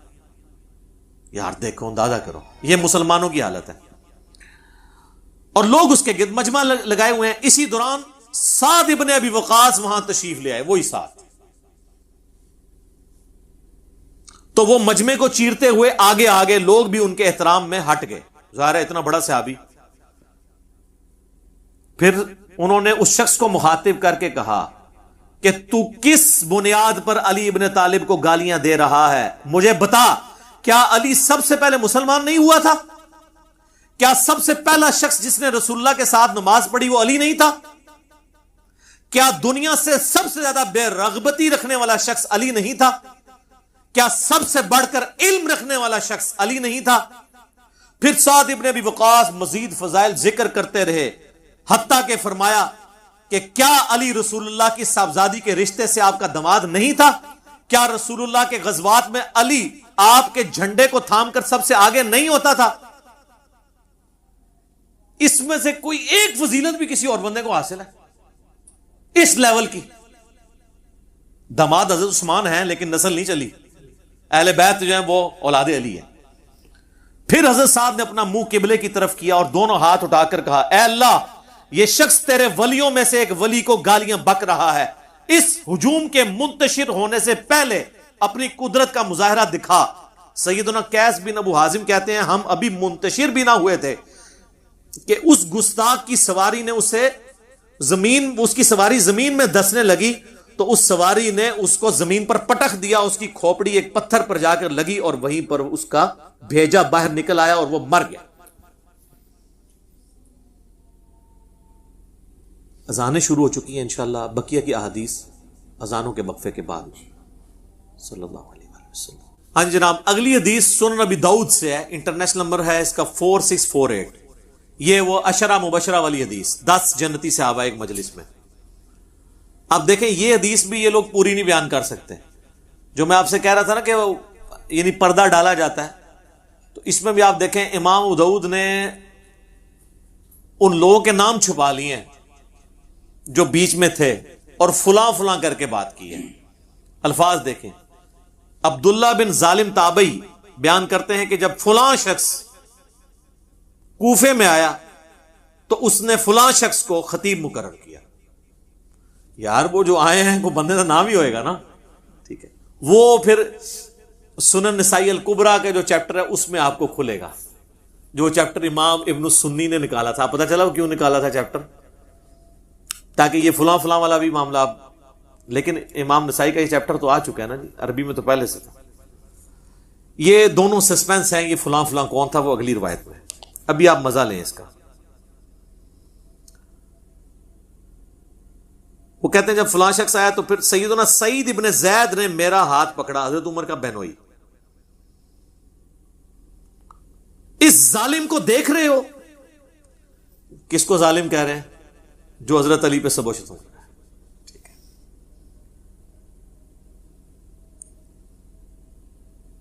سیدنا عبداللہ بن ظالب تابعی بیان کرتے ہیں کہ پھر سیدنا سعید بن زید نے فرمایا 9 افراد کے بارے میں میں جنتی ہونے کی گواہی دیتا ہوں، اگر 10ویں کا ذکر کر دوں تو کوئی گناہ کی بات نہیں ہوگی۔ میں نے پوچھا وہ کون ہے؟ تو انہوں نے فرمایا کہ رسول اللہ صلی اللہ علیہ وآلہ وسلم کوہ ہیرا پر کھڑے ہو کر فرمانے لگے، اے ہیرا پہاڑ تھم جا، تجھ پر اس وقت نبی یا صدیق یا شہید تو موجود ہیں۔ پھر میں نے پوچھا وہ 9 افراد کون ہیں؟ تو سعید ابن زید نے کہا کہ رسول اللہ صلی اللہ علیہ وآلہ وسلم، ابو بکر، عمر، عثمان، علی، طلحہ، زبیر، سعد ابن ابی وقاص، عبد الرحمن بن عوف، یہ کل 9 ہوئے۔ اس میں حضرت ابو عبیدہ ابن جرح کا نام نہیں ہے۔ ابو عبیدہ ابن جرح کا نام جو ہے نا وہ ترمذی والی حدیث ہے 3747 عبد الرحمن بن عوف سے، اس میں ہے۔ اور ایک دوسرا شخص جو 10واں ہے وہ بھی جنت۔ تو ان کا یہ وہ 10واں کون ہے؟ تو پہلے تو انہوں نے کوشش کی کہ نہ بتایا جائے، ان کا 10واں میں ہوں، سعید ابن زید۔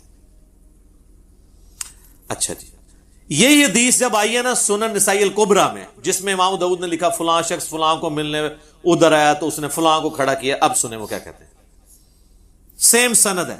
عبداللہ بن ظالم تابعی رحمہ اللہ بیان کرتے ہیں کہ جب حضرت معاویہ بن ابی سفیان کوفے میں آئے تو حضرت مغیرہ ابن شعبہ نے کچھ خطیب مقرر کیے، یہ دونوں فلاں فلاں نام آگے، جو کہ سیدنا علی پر زبان درازی کر رہے تھے، الفاظ یتناولون، حضرت علی کے عیب بیان کرنے لگے۔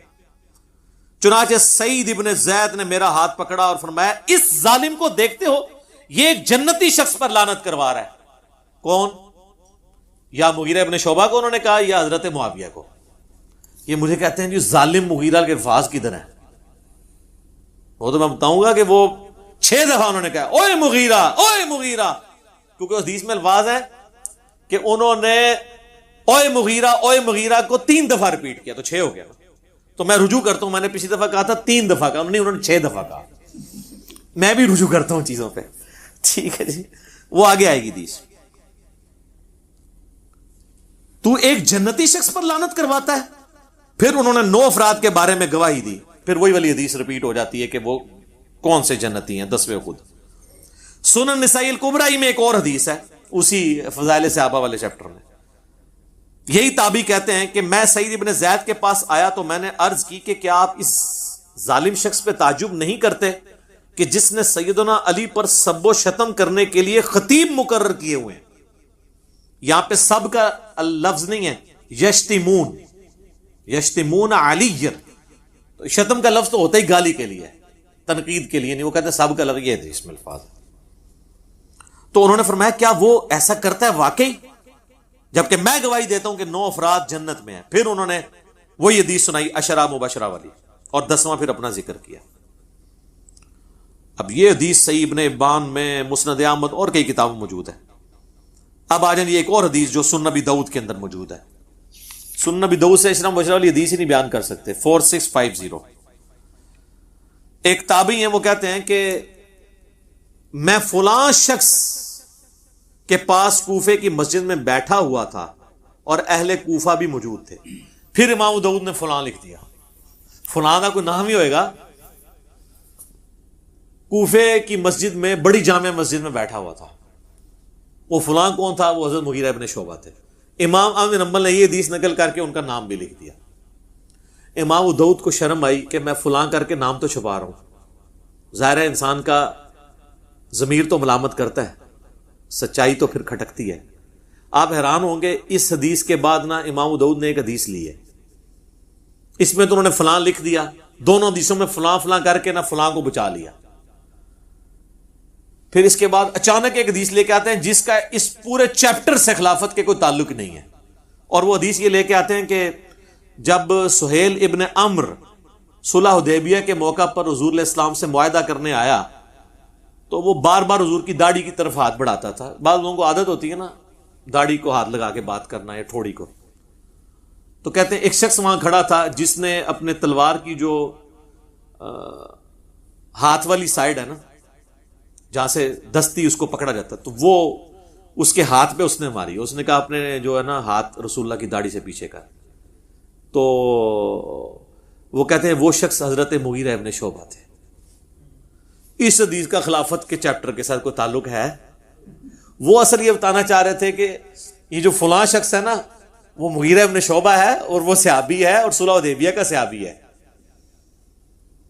پھر وہ حدیث لے کے آتے ہیں, مسلم شریف میں بھی حدیث ہے کہ نبی علیہ السلام نے فرمایا کہ جنہوں نے درخت کے نیچے میرے ہاتھ پہ بیعت کی ہے میں اللہ سے امید کرتا ہوں ان کو آگ نہیں چھوئے گی. صلح حدیبیہ والے. یہ مسئلہ ہم آگ کا جہنم یا جنت نہیں کسی کی طے کر رہے ہیں, ہم تو یہ کہہ رہے ہیں کہ کس کے ایٹیچیوڈ کی خمیازہ آج ہم بھگت رہے ہیں. آج اگر ہمارے پاس طاقت ہو ہم ان کو دوبارہ دنیا میں لیں ہیں, ان کہیں کہ حضرت دیکھیں آپ لوگوں کی وجہ سے اس وقت امت کی کیا حالت ہوئی ہے, تو وہ بھی اپنے اس عمل کے اوپر پچھتائیں, چاہے وہ حضرت معاویہ رضی اللہ تعالیٰ عنہ ہوں, عمر بن عاص ہوں یا مغیرہ ابن شعبہ ہوں رضی اللہ عنہم اجمعین. تو وہ کہتے ہیں فلاں شخص کے پاس آ کے میں بیٹھ گیا تو اتنے میں سعید ابن زید وہی حضرت عمر کے بنوئی وہاں پہنچے, تو اس فلاں شخص نے ان کو اپنے پاس تخت پہ بٹھا لیا. اس وقت آپ مسجدوں میں تخت لگے ہوتے تھے کیونکہ گورنر وہیں بیٹھتے تھے, ایک پورا ایک سلسلہ تھا, مسجد ہی آفس ہوتی تھی. ان کا استقبال کیا. اتنے میں ایک شخص جس کا نام قیس بن علقمہ تھا وہاں پر آیا, تو حضرت مغیرہ ابن شعبہ, یعنی یہاں تو انہوں نے لکھا فلاں نے اس کا بڑا استقبال کیا اور اس نے مسلسل گالی گلوچ شروع کر دی. جس نے بھی ہو گئی, بوڑھوں کو عادت ہوتی ہے نا, وہ جو ساتھ بیٹھے ہوتے ہیں ان کو پتا ہوتا ہے کہ کس کو گالیاں نکالا, نیا بندہ پوچھتا ہے کیوں لگیا ہے, چاہے وہ کبھی حکمران کو نکال رہا ہو کسی مولوی کو, تو ساتھ کے لوگ تو جانتے ہیں, تو اس نے سیدھی گالیاں نکالی, فلانا یہ اس پہ لعنت, یہ نام لیے بغیر. تو حضرت سعید ابن زید نے کہا یہ کس کو گالیاں نکال رہا ہے, تو انہوں نے کہا یہ علی ابن ابی طالب کو نکال رہا ہے. یہ فلاں نے جب کہا, فلاں کون, مغیرہ ابن شعبہ, مسند احمد میں آ جائے گا آگے. اللہ اکبر. اب ادھر تو فلاں ختم نہیں ہو سکتا تھا نا, یہاں پہ الفاظ ہیں. سعید ابن زید نے فرمایا میں دیکھ رہا ہوں کہ تمہارے سامنے اصحاب رسول کو گالیاں دی جاتی ہیں اور تم اس کو نہ تو برا سمجھتے ہو نہ ان لوگوں کو روک رہے ہو, حالانکہ میں نے خود رسول اللہ سے یہ بات سنی تھی اور میں اس بات سے ڈرتا ہوں کہ میں کوئی ایسی بات رسول اللہ کی طرف منسوب کروں جو آپ نے نہ فرمائی ہو اور قیامت والے دن رسول اللہ مجھ سے پوچھ لیں کہ تو نے مجھ پہ جھوٹ کیوں باندھا تھا. وہ کہہ رہے ہیں میں تو ڈرتا ہوں, میں نے خود رسول اللہ سے یہ سنا تھا کہ ابو بکر جنت میں ہے, عمر جنت میں ہے, عثمان جنت میں ہے, علی جنت میں ہے, طلحہ جنت میں ہے, زبیر جنت میں ہے, سعد ابن ابی وقاص جنت میں ہے, عبد الرحمن بن عوف بھی جنت ہے, اور میں 10ویں کا نام بھی بتا سکتا ہوں. پھر حضرت سعید ابن زید خاموش ہو گئے. مسجد میں آوازیں بلند ہونا شروع ہو گئی کہ وہ 10واں شخص کون ہے. تو انہوں نے فرمایا وہ 10واں شخص میں سعید ابن زید. اللہ. پھر فرمایا تم سب سن لو, رسول اللہ کی مائیت میں کسی صحابی کا چہرہ غبار آلود ہونا تم میں سے کسی کے سارے عمر کے نیک اعمال کرنے سے بہتر ہے, خواہ اسے سیدنا نوح علیہ السلام جتنی عمر ہی کیوں نہ دے دی جائے. یہ آپ کو حدیثیں تو بیان کرتے ہیں, آپ کو یہ نہیں بتاتے یہ حدیثیں کن لوگوں کو سنائی جاتی تھی, جن لوگوں کا آپ دفاع کر رہے ہیں اور جن کے فضائل آپ کو سنانے چاہیے ان کے فضائل سنانے کو آپ رافضیت کہتے ہیں. تو پھر سب سے بڑے رافضی تو سعید ابن زید ہوئے, نعوذ باللہ. یہی حدیث پھر مسند احمد میں میں نے پورا اس کا ایک طریق نقل کیا, اس میں الفاظ موجود ہیں, اور اس میں الفاظ ہے جب وہ گالیاں دیتا ہے نا وہ قیس بن علقمہ, تو حضرت سعید ابن زید غصے میں کہتے ہیں اوے مغیرہ, اوے مغیرہ, اور حدیث کے الفاظ ہیں وہ 3 دفعہ کہتے ہیں, یعنی 6 ہو گئے. تو کہتے ہیں یہ کہاں, وہ کہتے ہیں جی صحابی سے اس طریقے سے تو نہیں بات کر سکتا تھا. یار حضرت علی پہ لعنت ہو رہی ہو تو یہ کہا جائے گا کہ پیارے مغیرہ بھائی جان یہ کیا کر رہے ہیں آپ, آگ ہی لگے گی نا ایک سابقون الاولون میں سے سعید ابن زید کو. ٹھیک ہے, اللہ اکبر. پھر انہوں نے پوری وہ حدیث بیان کر دی. ایک اور حدیث سنن نسائی الکبریٰ کے اندر ہے, وہی فضائل صحابہ والے چیپٹر میں, اس میں تو واضح الفاظ ہیں کہ وہی تابعی عبداللہ کہتے ہیں کہ حضرت مغیرہ نے خطبہ دیا اور اس میں سیدنا علی کو سب و شتم کا نشانہ بنایا, تو اس پہ سعید ابن زید نے فرمایا میں گواہی دیتا ہوں کہ میں نے رسول اللہ سے خود سنا تھا, اے ہیرا پہاڑ تھم جا, تجھ پر اس وقت نبی, صدیق اور شہید ہی تو ہیں. پھر نبی علیہ السلام نے فرمایا ابو بکر, عمر, عثمان, علی, طلحہ, زبیر, سعد ابن ابی وقاص, عبد الرحمن بن عوف اور سعید ابن زید سب جنت میں ہیں. عشرہ مبشرہ کی رٹ لگائی ہوتی ہے اہل سنت کے ہاں، یہ عشرۃ مبشرۃ حدیث بھی نہیں 10 جنتی صحابہ کی بیان کر سکتے، آدھی بیان کرتے ہیں۔ ایک اور حدیث سن نسائی الکبریٰ کے اندر، یہی تابعی کہتے ہیں کہ میں سعید ابن زید کے سامنے بیٹھا تھا تو وہ فرمانے لگے ہمارے حکمران ہمیں حکم دیتے ہیں کہ ہم اپنے بھائیوں پر لعنت کریں۔ الفاظ ہیں نلعن اخواننا، یہ کہتے ہیں سب کا مطلب تنقید ہے، اس میں لعنت کے الفاظ ہیں، اور بے شک ہم تو کبھی لعنت نہیں کریں گے بلکہ ہم تو ان کے لیے اللہ کی بارگاہ میں دعا ہی کریں گے۔ میں نے رسول اللہ سے خود یہ بات سنی تھی کہ آپ فرما رہے تھے ان قریب میرے بعد بہت فتنے ہوں گے۔ بنو امیہ کو سعید ابن زید کہہ رہے تسی وہی فتنے ہو جڑے حضور نے دسے سن، ساڑھے تے مسلط ہو گے، اور ایسے ایسے ہوگا۔ اسی دوران ایک شخص وہاں آیا اور اس نے سعید ابن زید سے کہا میں تو حضرت علی سے دنیا میں ہر چیز سے بڑھ کے محبت کرتا ہوں۔ ہم تو کہہ رہے ہیں سبحان اللہ، یہ لوگ ہوتے کہتے ہیں اس کو ایران سے فنڈ آتا ہے، رسول اللہ سے بھی بڑھ کے محبت کرتا ہے، یقیناً رسول اللہ سے بڑھ کے نہیں کرتا۔ نہیں پھر باقیوں کی ادھر گئے تو رافضیت شیعت والی باتیں۔ سعید ابن زید کو جب اس نے کہا نا کہ یہ تو لعنت کرواتے ہیں اور میں علی کو ہر چیز سے بڑھ کر محبوب رکھتا ہوں، اس پر سعید ابن زید نے کہا تمہیں بشارت ہو، تم ایک جنتی انسان سے محبت کرتے ہو۔ پھر سعید نے کہا سنو، رسول اللہ سے میں نے خود سنا تھا ابو بکر، عمر، عثمان، علی، طلحہ، زبیر، عبد الرحمن بن عوف، سعد ابن ابی وقاص، یہ سب جنت میں ہیں، اگر چاہوں تو 10ویں کا نام بھی بتا سکتا ہوں۔ 10ویں وہ خود تھے۔ پھر جب لوگوں نے زور لگایا تو پھر انہوں نے اپنا نام بتایا۔ ایک اور حدیث ہے سنن نسائی الکبریٰ کے اندر، اور یہ ابو داؤد کے اندر موجود ہے۔ عبد الرحمن تابعی کہتے ہیں کہ سعید ابن زید حضرت مغیرہ ابن شعبہ کے پاس بیٹھے تھے تو حضرت مغیرہ نے حضرت علی کے بارے میں نازیبا الفاظ کہے تو سعید ابن زید وہیں پر کھڑے ہوئے اور فرمایا میں رسول اللہ سے خود یہ سن چکا ہوں کہ اہل قریش میں سے 10 لوگ جنتی ہیں، رسول اللہ، ابو بکر، عمر، عثمان۔ اچھا، اس میں انہوں نے حضرت علی کا نام حضرت عثمان سے بھی پہلے لے دیا کیونکہ ان پہ سب و شتم ہو رہا تھا۔ شیخین کی فضیلت پہ تو اہل سنت کے ہاں اتفاق ہے، لیکن حضرت علی اور عثمان والی فضیلت جو ہے اس میں اختلاف پایا جاتا ہے، تو یہاں انہوں نے حضرت علی کا نام پہلے لیا، حضرت عثمان، طلحہ، زبیر، عبد الرحمن بن عوف، سعد ابن ابی وقاص، اور پھر اپنا بھی ذکر کیا۔ اب میں اس کو کنکلوڈ کرتا ہوں۔ میرے بھائیو، مسند احمد میں ایک حدیث ہے، اس کی صحت میں اختلاف ہے، مشکات میں بھی حضرت علی کے چیپٹر میں حدیث ملتی ہے کہ جس نے علی کو گالی دی رسول اللہ نے فرمایا اس نے مجھے گالی دی۔ اب جو نبی علیہ السلام کو گالی دیتا ہے اس کا معاملہ پھر کیا ہوگا؟ اس کی سند پہ اختلاف ہے، لیکن شیخ زبیر لزئی صاحب اللہ تعالیٰ ان کی قبر کو نور سے بھر دے، ان کو نیک کاموں کا اجر دے، انہوں نے بڑا انصاف کیا۔ انہوں نے مشکات میں حدیث آئی نا تو اس کی فوٹ نوٹ پہ لکھا کہ اس کی سند تو ضعیف ہے، لیکن جو روایت مسند ابی یعلا میں موجود ہے، جو الموجب الصغیر طبرانی میں بھی ہے، اور سنن نسائی الکبریٰ جس کو امام ابن سنی نے جو چیپٹر نکال دیا تھا اس کے اندر بھی موجود ہے، خصائص علی اور یہ والا چیپٹر 2،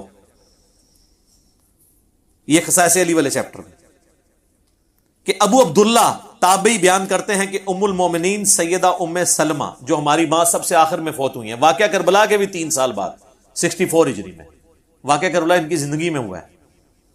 ام سلمہ وہ کہنے لگی کہ تمہارے ممبروں پر رسول اللہ کو گالیاں دی جاتی ہیں، تو تابعی کہنے لگا معاذ اللہ، یہ کیسے ہو سکتا ہے؟ تو انہوں نے کہا کیا تم حضرت علی اور ان سے محبت کرنے والوں کو گالیاں نہیں دیتے ہو؟ یہ کہتے تھے علی پر لعنت نعوذ باللہ، علی سے محبت کرنے والوں پر لعنت نعوذ باللہ۔ تو ام سلمہ نے کہا کہ تم رسول اللہ کو گالیاں دے رہے ہو، کیا تم یہ نہیں کہتے ہو علی اور اس سے محبت کرنے والوں پر لعنت؟ اور میں نبی کی بیوی گواہی دیتی ہوں کہ علی سے سب سے زیادہ محبت رسول اللہ کیا کرتے تھے۔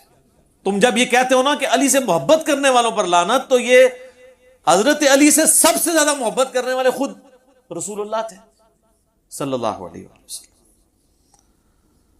اس پہ تو میں وہ آیت ہی پڑھوں گا، سورۃ الاحزاب کی آیت نمبر 57 جو آیت درود سے اگلی آیت ہے، ان الذین یؤذون اللہ ورسولہ لعنہم اللہ فی الدنیا والآخرہ وأعد لهم عذابا مہینا، بے شک جو لوگ اللہ اور اس کے رسول کو تکلیف دیتے ہیں ان پر اللہ کی لعنت ہے، دنیا میں بھی اور آخرت میں بھی، اور اللہ تعالیٰ نے ان کے لیے ذلیل و خوار کر دینے والا عذاب تیار کر رکھا ہے، والعیاذ باللہ تعالیٰ۔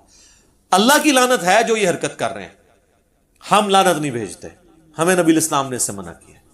ہم جھوٹے کو بھی ڈائریکٹ نہیں کہیں گے کہ تو لعنتی ہے، ہم یہ کہیں گے تیرے اس عمل کی وجہ سے تو لعنت کا مستحق ہوا۔ یہ ایک شرعی مسئلہ آپ یاد رکھیں، ہمارا جو اختلاف ہے نا روافظ کے ساتھ، غالی شیعوں کے ساتھ، وہ یہ ہے کہ آپ لعنت آپ نہ بھیجیں، جس نے کیا وہ خود بھگتے گا، اور جو فوت ہو چکا وہ اپنے انجام کو ویسے ہی پہنچ چکا، ضرورت ہی نہیں ہے۔ آخر میں 2 حدیثیں بیان کر کے اس ٹاپک کو میں کنکلوڈ کرتا ہوں، ورنہ تو گھنٹوں بولا جا سکتا ہے۔ صحیح مسلم میں 240 نمبر حدیث ہے، سیدنا علی کہتے ہیں کہ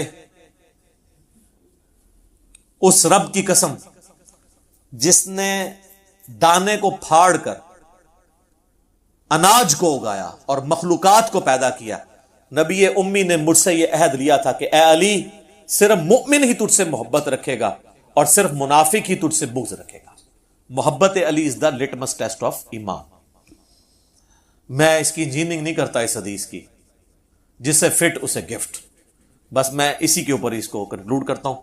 اور آخری حدیث جو مسند احمد میں مرفوع روایت بھی موجود ہے، مشکات کے اندر بھی موجود ہے، کہ نبی علیہ السلام نے فرمایا تھا اے علی، تم میری امت میں عیسیٰ ابن مریم کی مثل ہو۔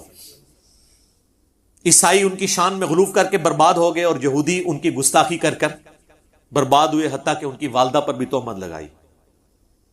اور اس کے ساتھ ہی الفاظ ہیں، حضرت علی کہتے ہیں میرے بارے میں بھی 2 طرح کے لوگ تباہ ہو جائیں گے، میری محبت میں غلو کر کے اور میری دشمنی میں۔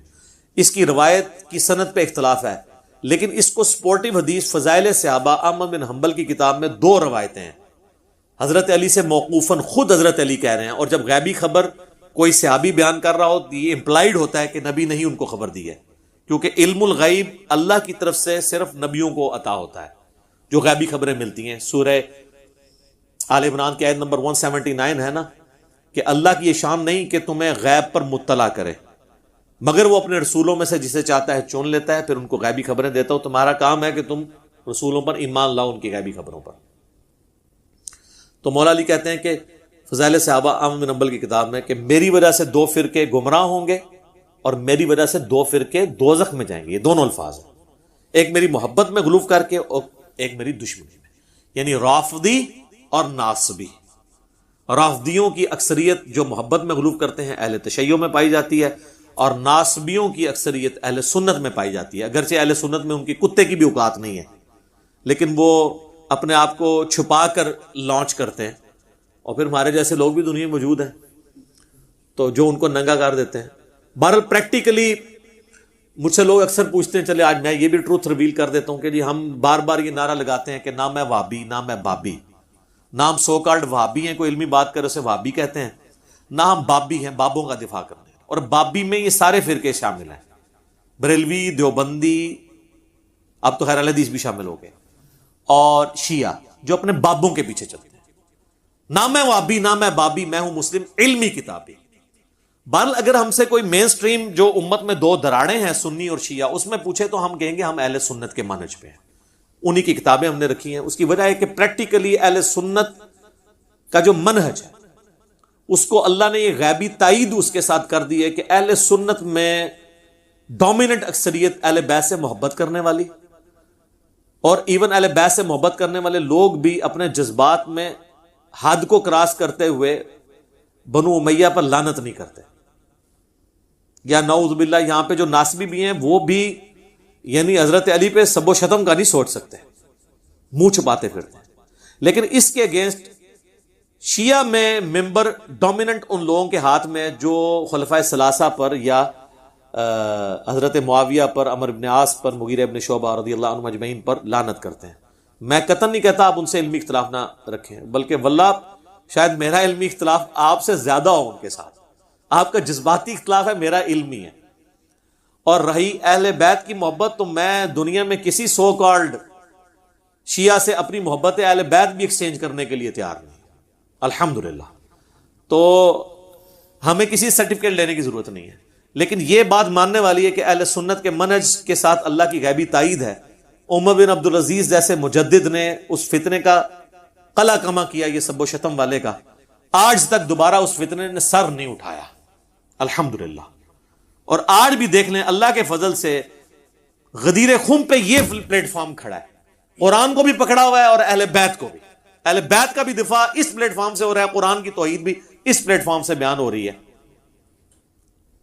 اہل بیت کے دفاع کے اندر علمی پلیٹ فارم کون سا ہے؟ سنی شیعہ کو پیش کرے نا.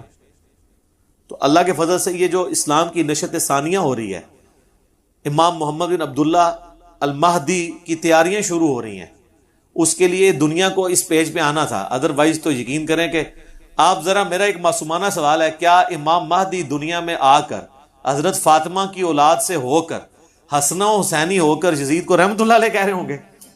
آپ امیجن کر سکتے ہیں؟ اور یہاں تو لوگ اپنے جھوٹے لیڈروں کے دشمنوں کو گالیاں نکالتے ہیں، اپنے جھوٹے لیڈروں اور اپنے جھوٹے آباء و اجداد کے دفاع کے لیے، جن کے آباء و اجداد ہی سچے ہیں، جن کے گھر سے ہمیں دین ملا ہے. ان کی اولاد میں مسلمانوں کا امام جو پیدا ہوگا وہ یہ کہے گا کہ یزید ٹھیک تھا اور حسین جو ہے نعوذ باللہ باغی تھا، یا دونوں ٹھیک تھے؟ یا وہ یہ کہے گا کہ مولا علی نے جنگ جمل صفین اور نہروان جو باغیوں کے خلاف لڑی ہے وہ غلط لڑی ہے؟ نہیں. تو اس سے پہلے اس چیز کی ضرورت تھی کہ راہ ہموار ہو. تو دیکھیں سر کیسی راہ ہموار ہوئی ہے. آپ کیا سمجھتے ہیں صرف 50% جو مسلمان اردو سپیکنگ ہیں ان تک یہ دعوت پہنچ رہی ہے؟ نہ سر نہ.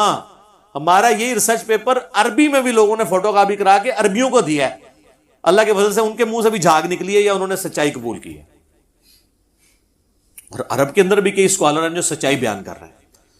تو اگر سنی میں آ گئے تو شیعوں نے نہیں ماننا امام مہدی کو، اور شیعوں میں آ گئے سنیوں نے نہیں ماننا. تو انشاءاللہ دونوں میں نہیں آئیں گے، وہ انشاءاللہ بکش مسلمان ہوں گے. ٹھیک ہے نا؟ اب میں نہیں کہتا میری نسبت ان کو کوئی حاصل ہو جائے گی نعوذ باللہ. میں کہہ رہا ہوں ہم ان کے خدمت گار ہیں، ان کے لیے گراؤنڈ پرووائڈ کر رہے ہیں اللہ کے فضل سے.